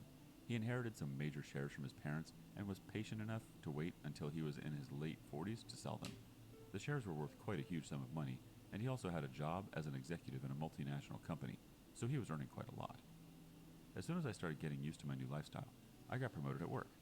Even though I still got to work from home, I also had to go into work occasionally. I was always happy to come back home to meet Sue at home. We were having a lot of sex during our free time. Sue started getting antsy. She was feeling cooped up in the house, so after we talked about it, she decided to get a part-time job back at her old workplace. She was a temp nurse, so she wasn't taking as many shifts, and she was getting paid more than she had been getting before. She still took online classes, but not at the frequency that she had been taking them before. 3 months after she starts working again, she starts complaining about being too tired. She looked exhausted too. I gave her a massage boo-hoo. when I could and advised her to take some time off work so she could rest. She told me that she couldn't because nobody could take her shifts if she wanted to take time off. I let it go. Then she started coming home with expensive stuff that she bought. I wasn't really suspicious of her purchases because she liked shopping a lot. Before we got engaged, she was always starving herself just so she could buy designer clothes and shoes. So I figured that she could afford to buy all this stuff because she didn't have to worry about living expenses. She slowly began taking more and more shifts until her schedule was back to the way it was before. I barely got to see her, since her off days coincided with the days I had to go to work, and she left for work while I was still sleeping, and she got in right before I went to bed. Despite her busy schedule, we still found time to make love. We started planning our wedding 6 months after she started working. She reduced her workload significantly to, in her words, allow us to focus more on the wedding planning. I had no problems with it and went along with her plans. I was too busy with work to pay attention to the wedding plans with her. I trusted her decisions. Then, one night, she comes home and tells me she is pregnant. I was ecstatic. I bought her a ton of things and took her to dinner with my dad and his new girlfriend, who is just as excited as I am. Sue decided to quit her job so she could be a stay-at-home mom, and I agreed to it. By this time, I was already done paying for the mortgage, and I was in a really good place financially. I could provide all right for my family. Life was good for us. I would come back from work, and Sue would tell me all about her day and the preparations that she had been making for the wedding. I noticed that my dad almost always spent the day with her in one capacity or the other. I was glad. It meant they were getting along well. What I didn't know was that she always told me about spending the day with him so they could cover their tracks. When the phone bill came for the month, I noticed that she was almost always on the phone with him. They were sending a lot of texts back and forth to each other. Now knowing what was going on between the both of them, I feel so stupid and angry. I started getting suspicious when Sue still kept on coming home with shopping bags from luxury stores. She wasn't supposed to have that much money since she wasn't working anymore, and she wasn't spending my money. I tried asking her how she was getting the money to buy all these things, and she gave me some vague answers. My BS meter was ringing off the charts, so I decided to snoop around. She must have realized that I was suspicious of her, so she stopped bringing the new stuff into the house. But I would notice her sporting a new bag or new shoes that I had not seen her wearing before, and I realized she was still buying expensive stuff. I checked her purse and found a receipt from the last time she had gone shopping. It had been 2 days before then, and I found out that she hadn't gotten those things for herself. My father's name was on the receipt as the purchaser. When she came in, I confronted her about the receipt, and she told me that my father had needed ideas in buying his girlfriend a present, and she had given him advice. As a reward for her help, he had gotten her those things from the store. Her explanation seemed plausible, but things weren't adding up. There was no way my dad would blow about $5,000 on my fiancée just because she had helped him choose a gift. I started thinking about everything and then realized that my fiancé and father found a way to almost spend every day together. My father was spending more time with Sue than he was spending with his own girlfriend. I didn't have much to go on, but I was sure that something was definitely going on with the both. Again, with the kid mentality, why are girls like this? How you gonna let material think? I started by installing a GPS tracker in Sue's car, so I knew where she went every time, and secretly installed cameras in all the rooms in the house. The first week, I didn't get anything from them. The only places that she visited were the doctors and the supermarket. I waited, reasoning that it was just a matter of time before they did something out of the ordinary. I got the opportunity I was waiting for when Sue forgot her phone at home while she made a quick run to the store. I knew her phone password, but I never checked her phone without reason. I discovered that she had changed the password. I returned her phone and waited for her to get back. I studied her for another week so I could get her new password, and I did, and then waited for an opportunity to get a hold of her phone. This time, she left the phone on the coffee table while she went to take a bath. I went to her messaging app, but I saw nothing there, so I started checking through her social media apps. I hit the jackpot on WhatsApp. She had been clearing her chats with him, so I didn't really get much, but she had sent him risque pictures of herself just earlier that evening with the message, "All yours, Daddy." My father hadn't replied yet, but it told me all I needed to know. My father and fiancé were screwing behind my back. The next couple of days were... Bruh.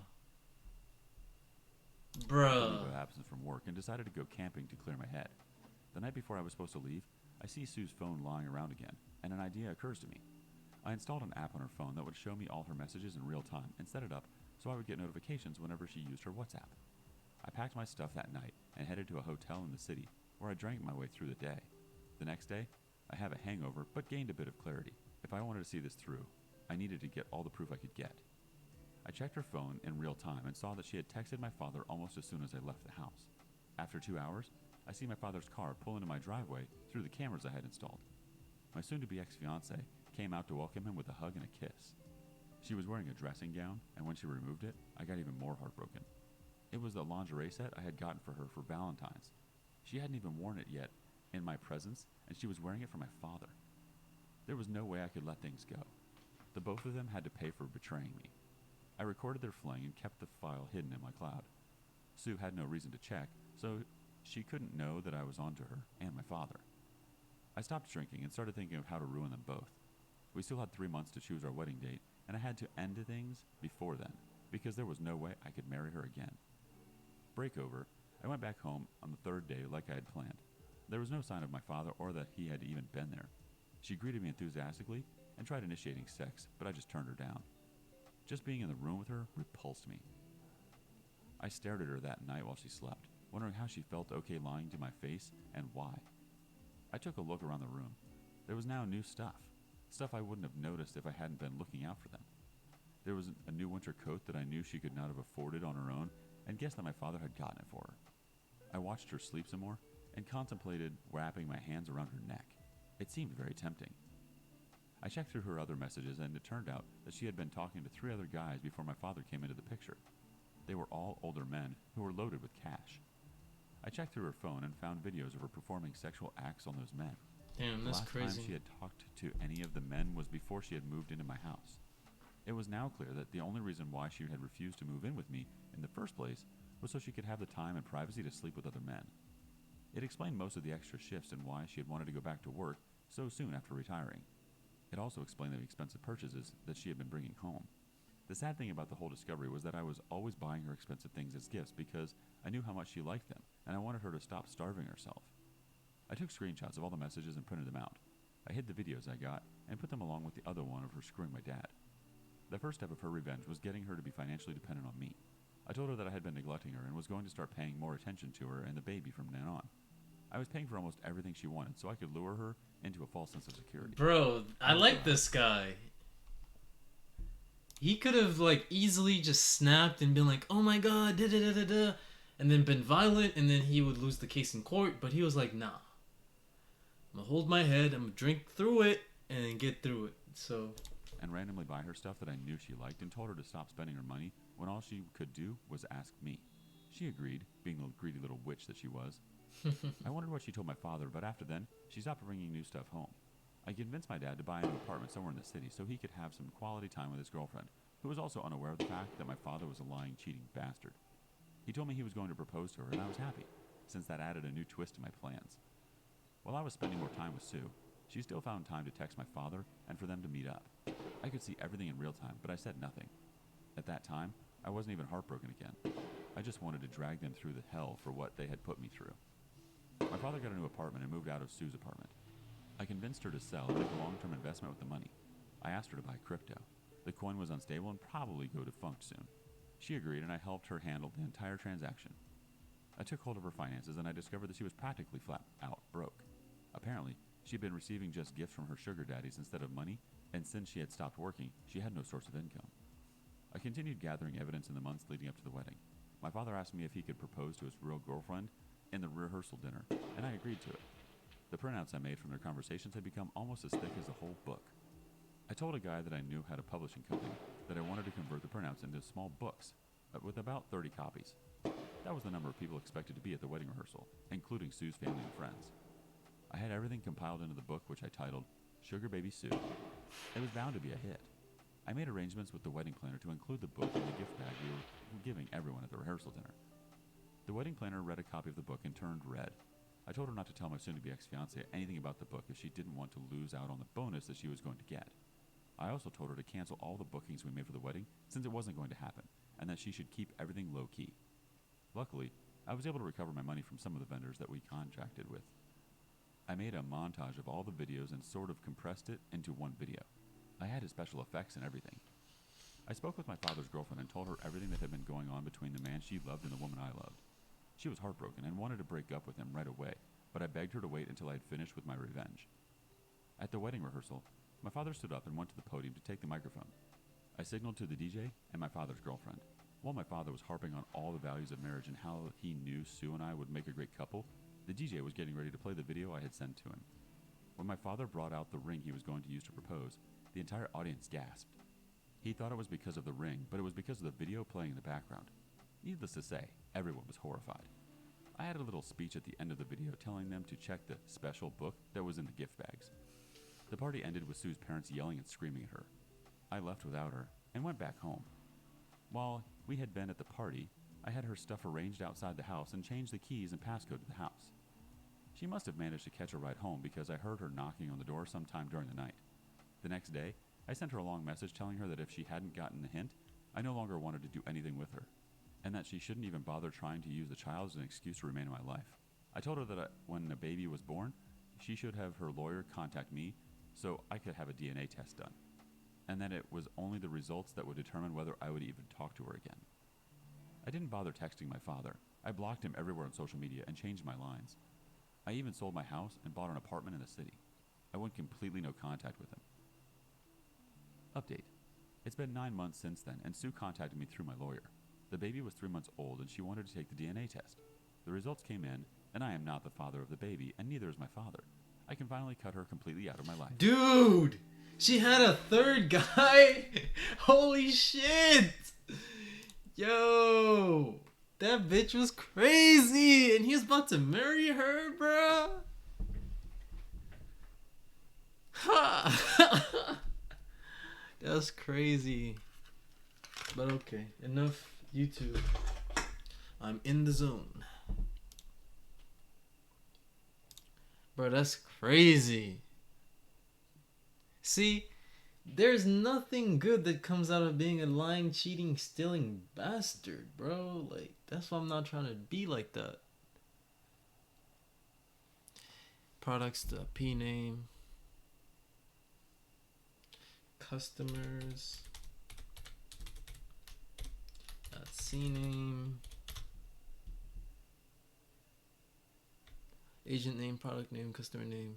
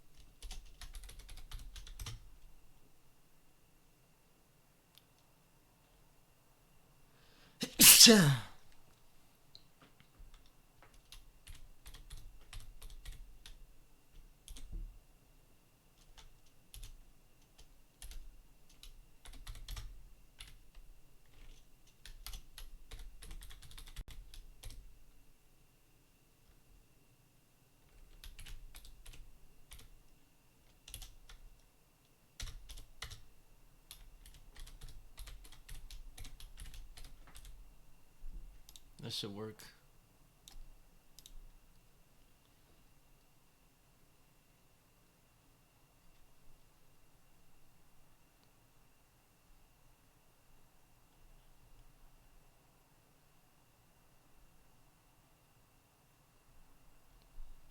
Yep. All right. That's done.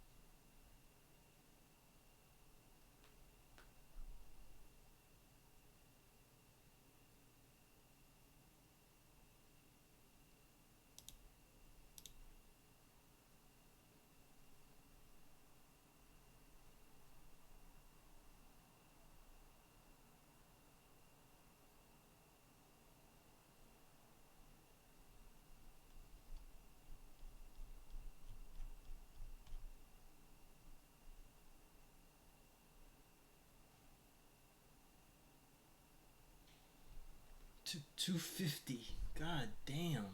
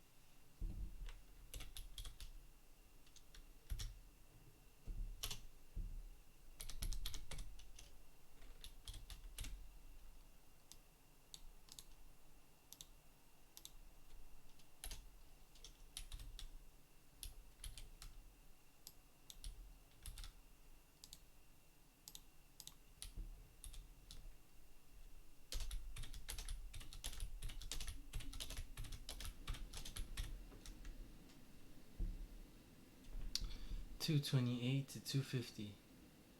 That's 22 questions. So 1, 2, 3, 4, 5, 6, 7, 8, 9,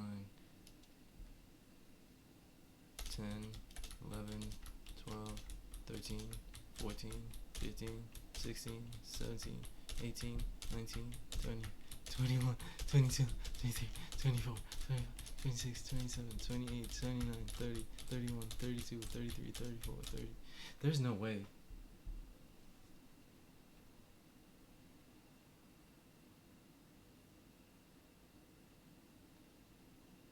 This guy wants us to finish. Damn.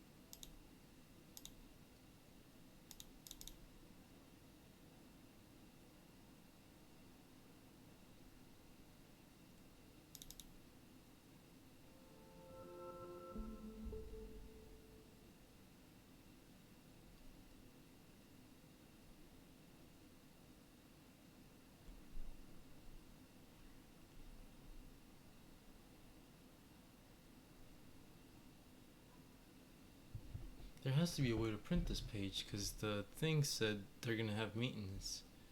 So I need to be able to print it so I can work on my shit. Why is there no printing option?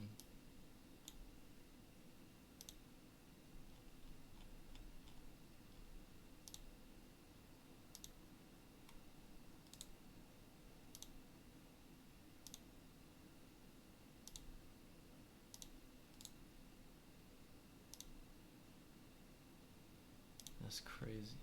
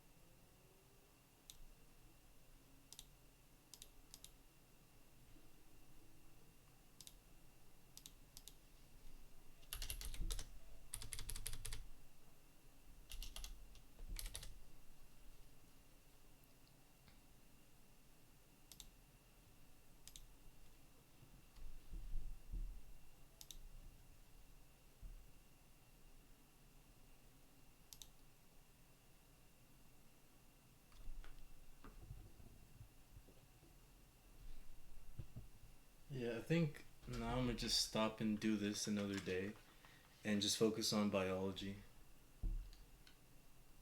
You didn't know he was gay?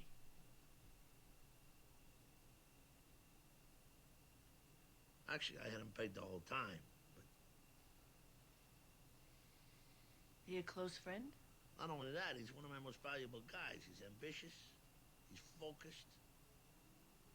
When I was in the hospital, he helped Carmelo tremendously when we were strapped. You've implied you have millions of dollars. Your hospital stay was actually that costly? Well, no, but, huh? Is that the issue? You tell me, what is the issue? He's a fag. And? Now, what am I supposed to do? About what? I know it. They're born that way, right? It's not their fault.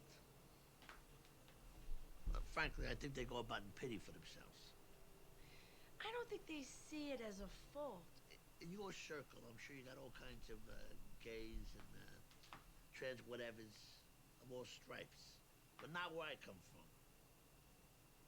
You personally, how do you feel about homosexuality? I find it disgusting. Men kissing men, holding hands in the street. Every fucking TV show now, they rub your nose in it. Well, all that, the lesbian thing with the, Jennifer Beals. It's not bad. She a dyke in real life? I don't give too much of a shit what people do behind closed doors with consenting adults. But don't forget, I'm a strict Catholic. I agree with that senator at Senatorium Says if we let this stuff go too far, pretty soon we'll be fucking dogs. I hear a lot of ambivalence. This guy that got outed, look, the guys that work for me are asking for head. His head. What the fuck? You know, him and me were in the construction business.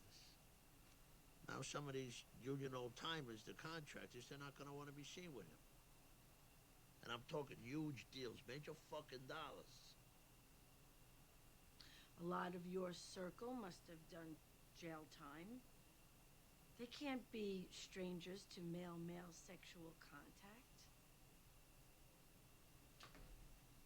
You're gonna pay us for that. Well, that's nice. What are you gonna do? There's no women there. You're there 5, 10 years.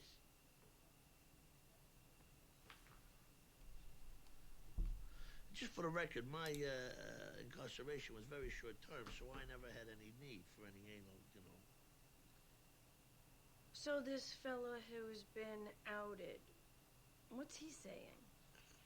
You think I'm lying, don't you? About when I was in jail. I've given you no indication I think you're lying.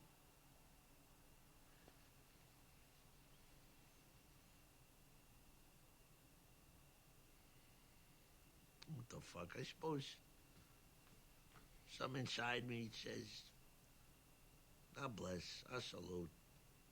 Who gives a shit? When I had a second chance, why shouldn't he? Part of your new outlook? Maybe. I salute it then. It's all fucking order, I'll tell you that. How so? You can talk about every day being a gift and stopping to smell the roses. But regular life's got a way of picking away at it. Your house, the shit you own, it drags you down. Your kids, what they want. One bad idea after another. Just trying to work a cell phone menu is enough to make you scream.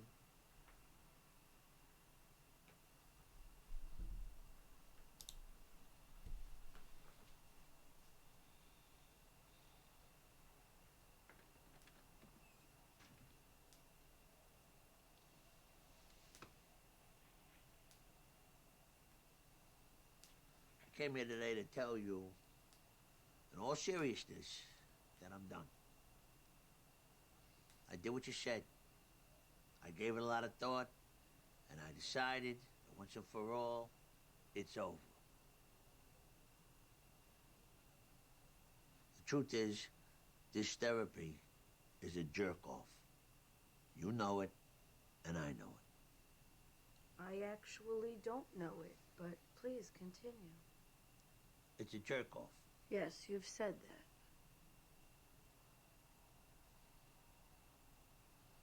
Anyway, I was coming here to quit. Had it all planned out. But guess what? My son is talking suicide. So now I'm trapped here forever. My God, what did he say? His girlfriend, fiancée, whatever, she broke up with him.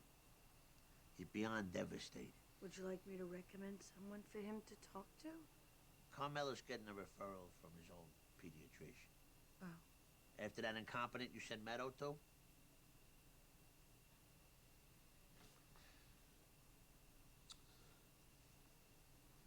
So I suppose now comes the inherent fucking grilling about how I feel about all this. Isn't that why you're here? You know, friends of mine, they got sons his age, and they're happy, ambitious. They fucking take life as it comes. I know it seems that way, but do you really know these other boys? I know what I see. My son curled up on a couch in a fetus position when he should be out banging co-eds. Have you talked to him? Till I'm blue in the face. We both have. And now we're afraid to talk to him because of what he might do.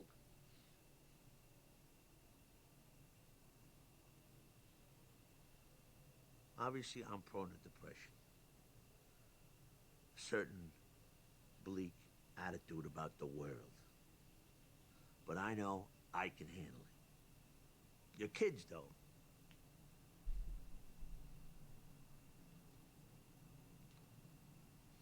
It's like when they're little and they get sick.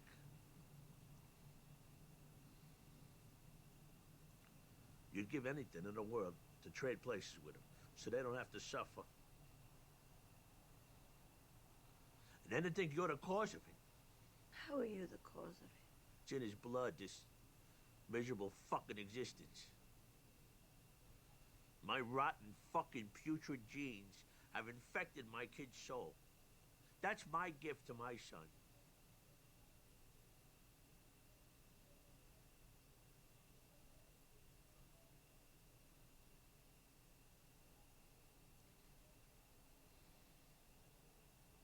I know this is difficult.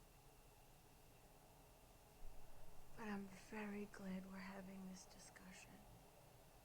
Really? Really? Because I gotta be honest, I think it fucking sucks. What does? Therapy. This. I hate this fucking shit.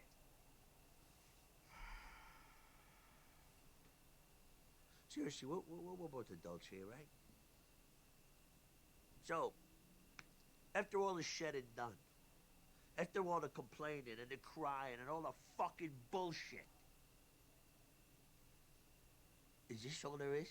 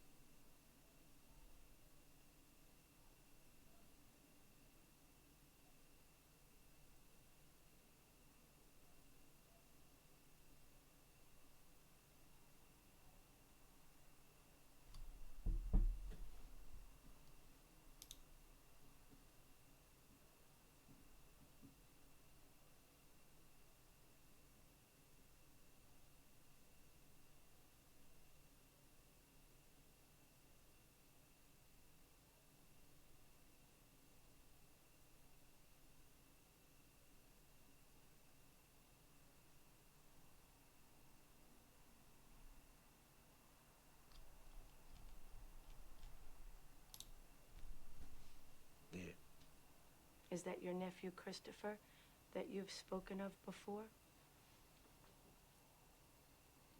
In the papers, they said he was in critical condition. Gonna be fine. Have they found the person that shot him yet? No. Have you? I'm not trying to pry into that part of your life. I know our deal. But I've heard you say before that you love this young man.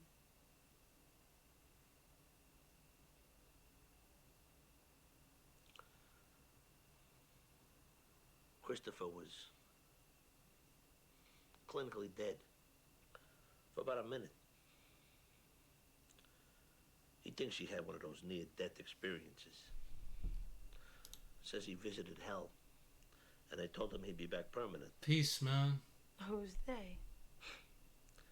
You spelled my name wrong, motherfucker. 20. Combined with the morphine. But now he thinks he's gonna go to hell when he dies. He's all fucked up over it. Do you think But see you he'll later. go to hell? Have a good one.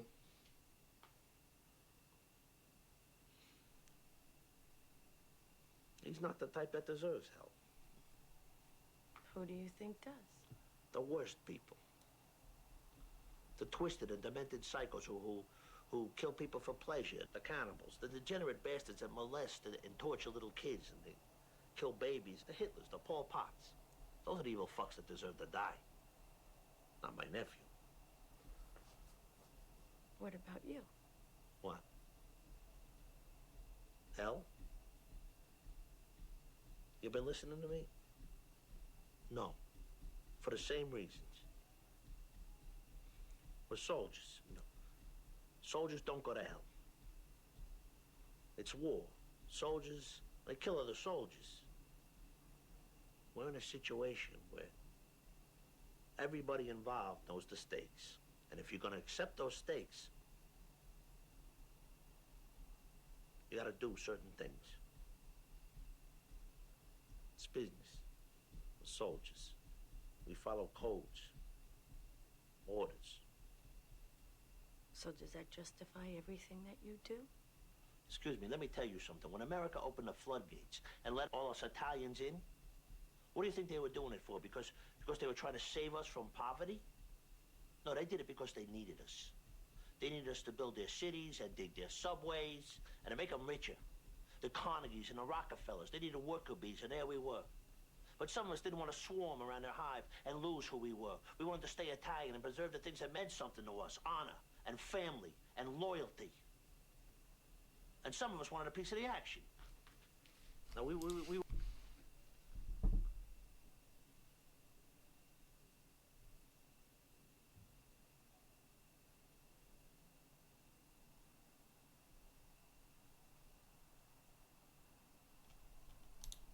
educated like the Americans, but we had the balls to take what we wanted.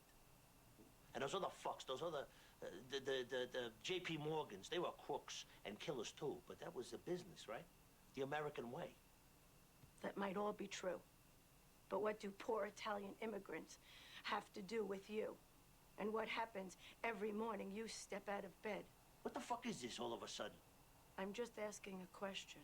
Oh, so you're taking a stand here now? Huh? You pick here to make a stand? After all this time, telling me that nothing's my fault because of poor parenting. You pick now to act like Betsy fucking Ross. When my nephew's in a fucking hospital, he might not get out.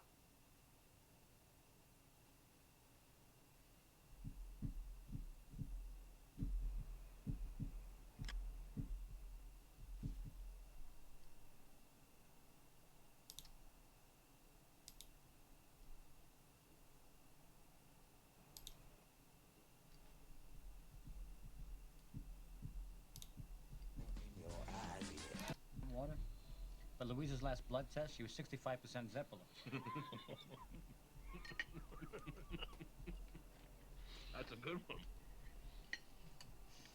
I knew a guy, when he was going to eat Philly cheesesteak, the mayor of Philly would have to call out the National Guard. What the fuck's so funny about that? Doesn't even make sense. He's drunk. Him? No way. He's in recovery. Oh. Well, if you recover your fucking balls, give us a call. We might like to hang out. No, seriously, it's not funny. He's a 12-stepper, right? Yeah, you know that. That's right. Maybe he can take another couple of steps out the fucking door so we could have some fun. So, how do you like his car? Schwarzenegger's. Pretty fucking great, huh? Oh, yeah, the Humvee. Yeah, it's nice. Kind of steep, though. Well, come on, you told me you didn't pay for it. You gave the guy a hum job. For the Humvee. Maybe he'd like to hum me. Oh, a friend of Bill over here? Fucking wits over here. Bill? I'll say. That's not a bill, that's a beak. You know, that was you. He made that joke about the Zeppelin content. On the way home, we can drop him off at Beakskill. Well, the beast could kill. That one certainly would.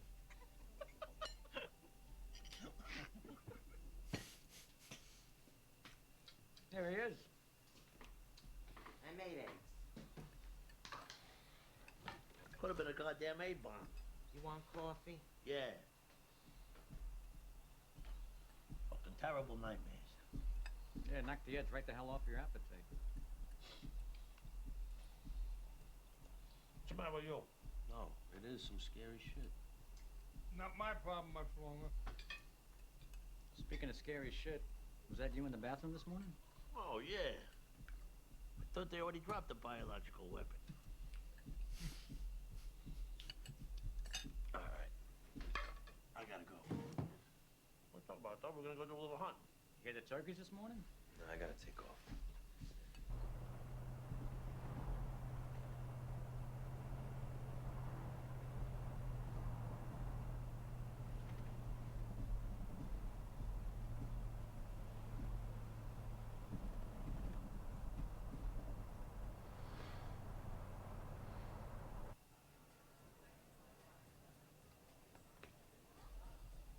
Florida?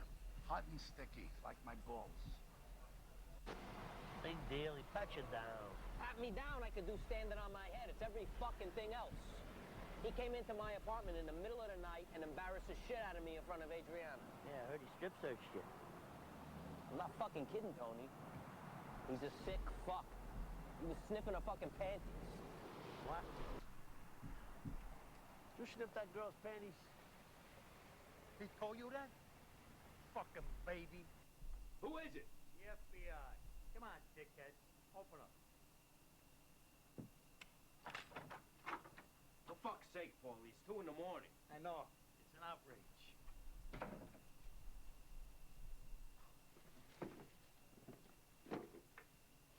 This really sucks, Christopher. You see the shit I go through?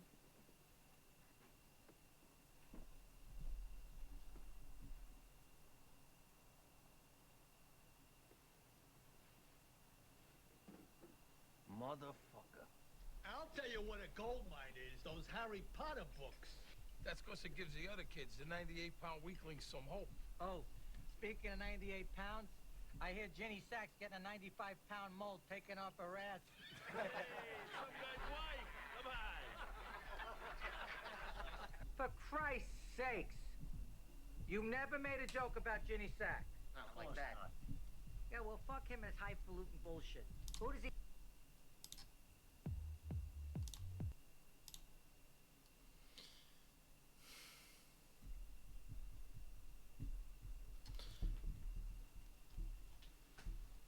Alright, we'll see about that stuff. June 18th. June 18th. I'm gonna start studying that actually.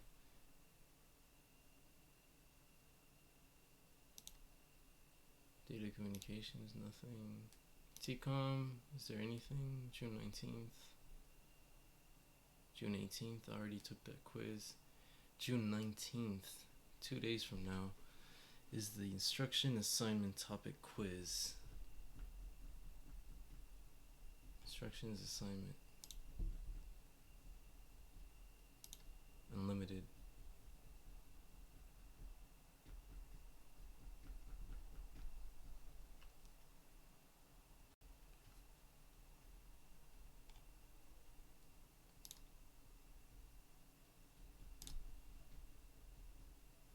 Database systems. We chilling on that. So it's really, I need to start with this, take that down, and then do that. So we'll do that as soon as I come back from the bathroom. Bathroom.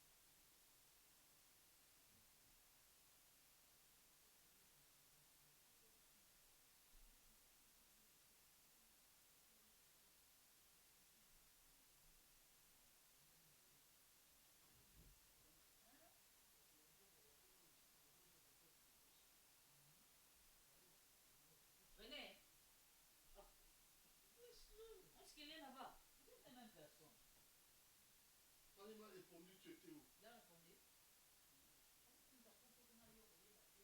Qu'est-ce qu'on m'a répondu? S'il te plaît. Quand je suis passé, je l'ai appelé, il a répondu. Après, quand tu as parlé mal dans la chambre, le gars de musique, il a répondu. Plus aujourd'hui, ça serait que tu réécoutais, moi je suis d'accord.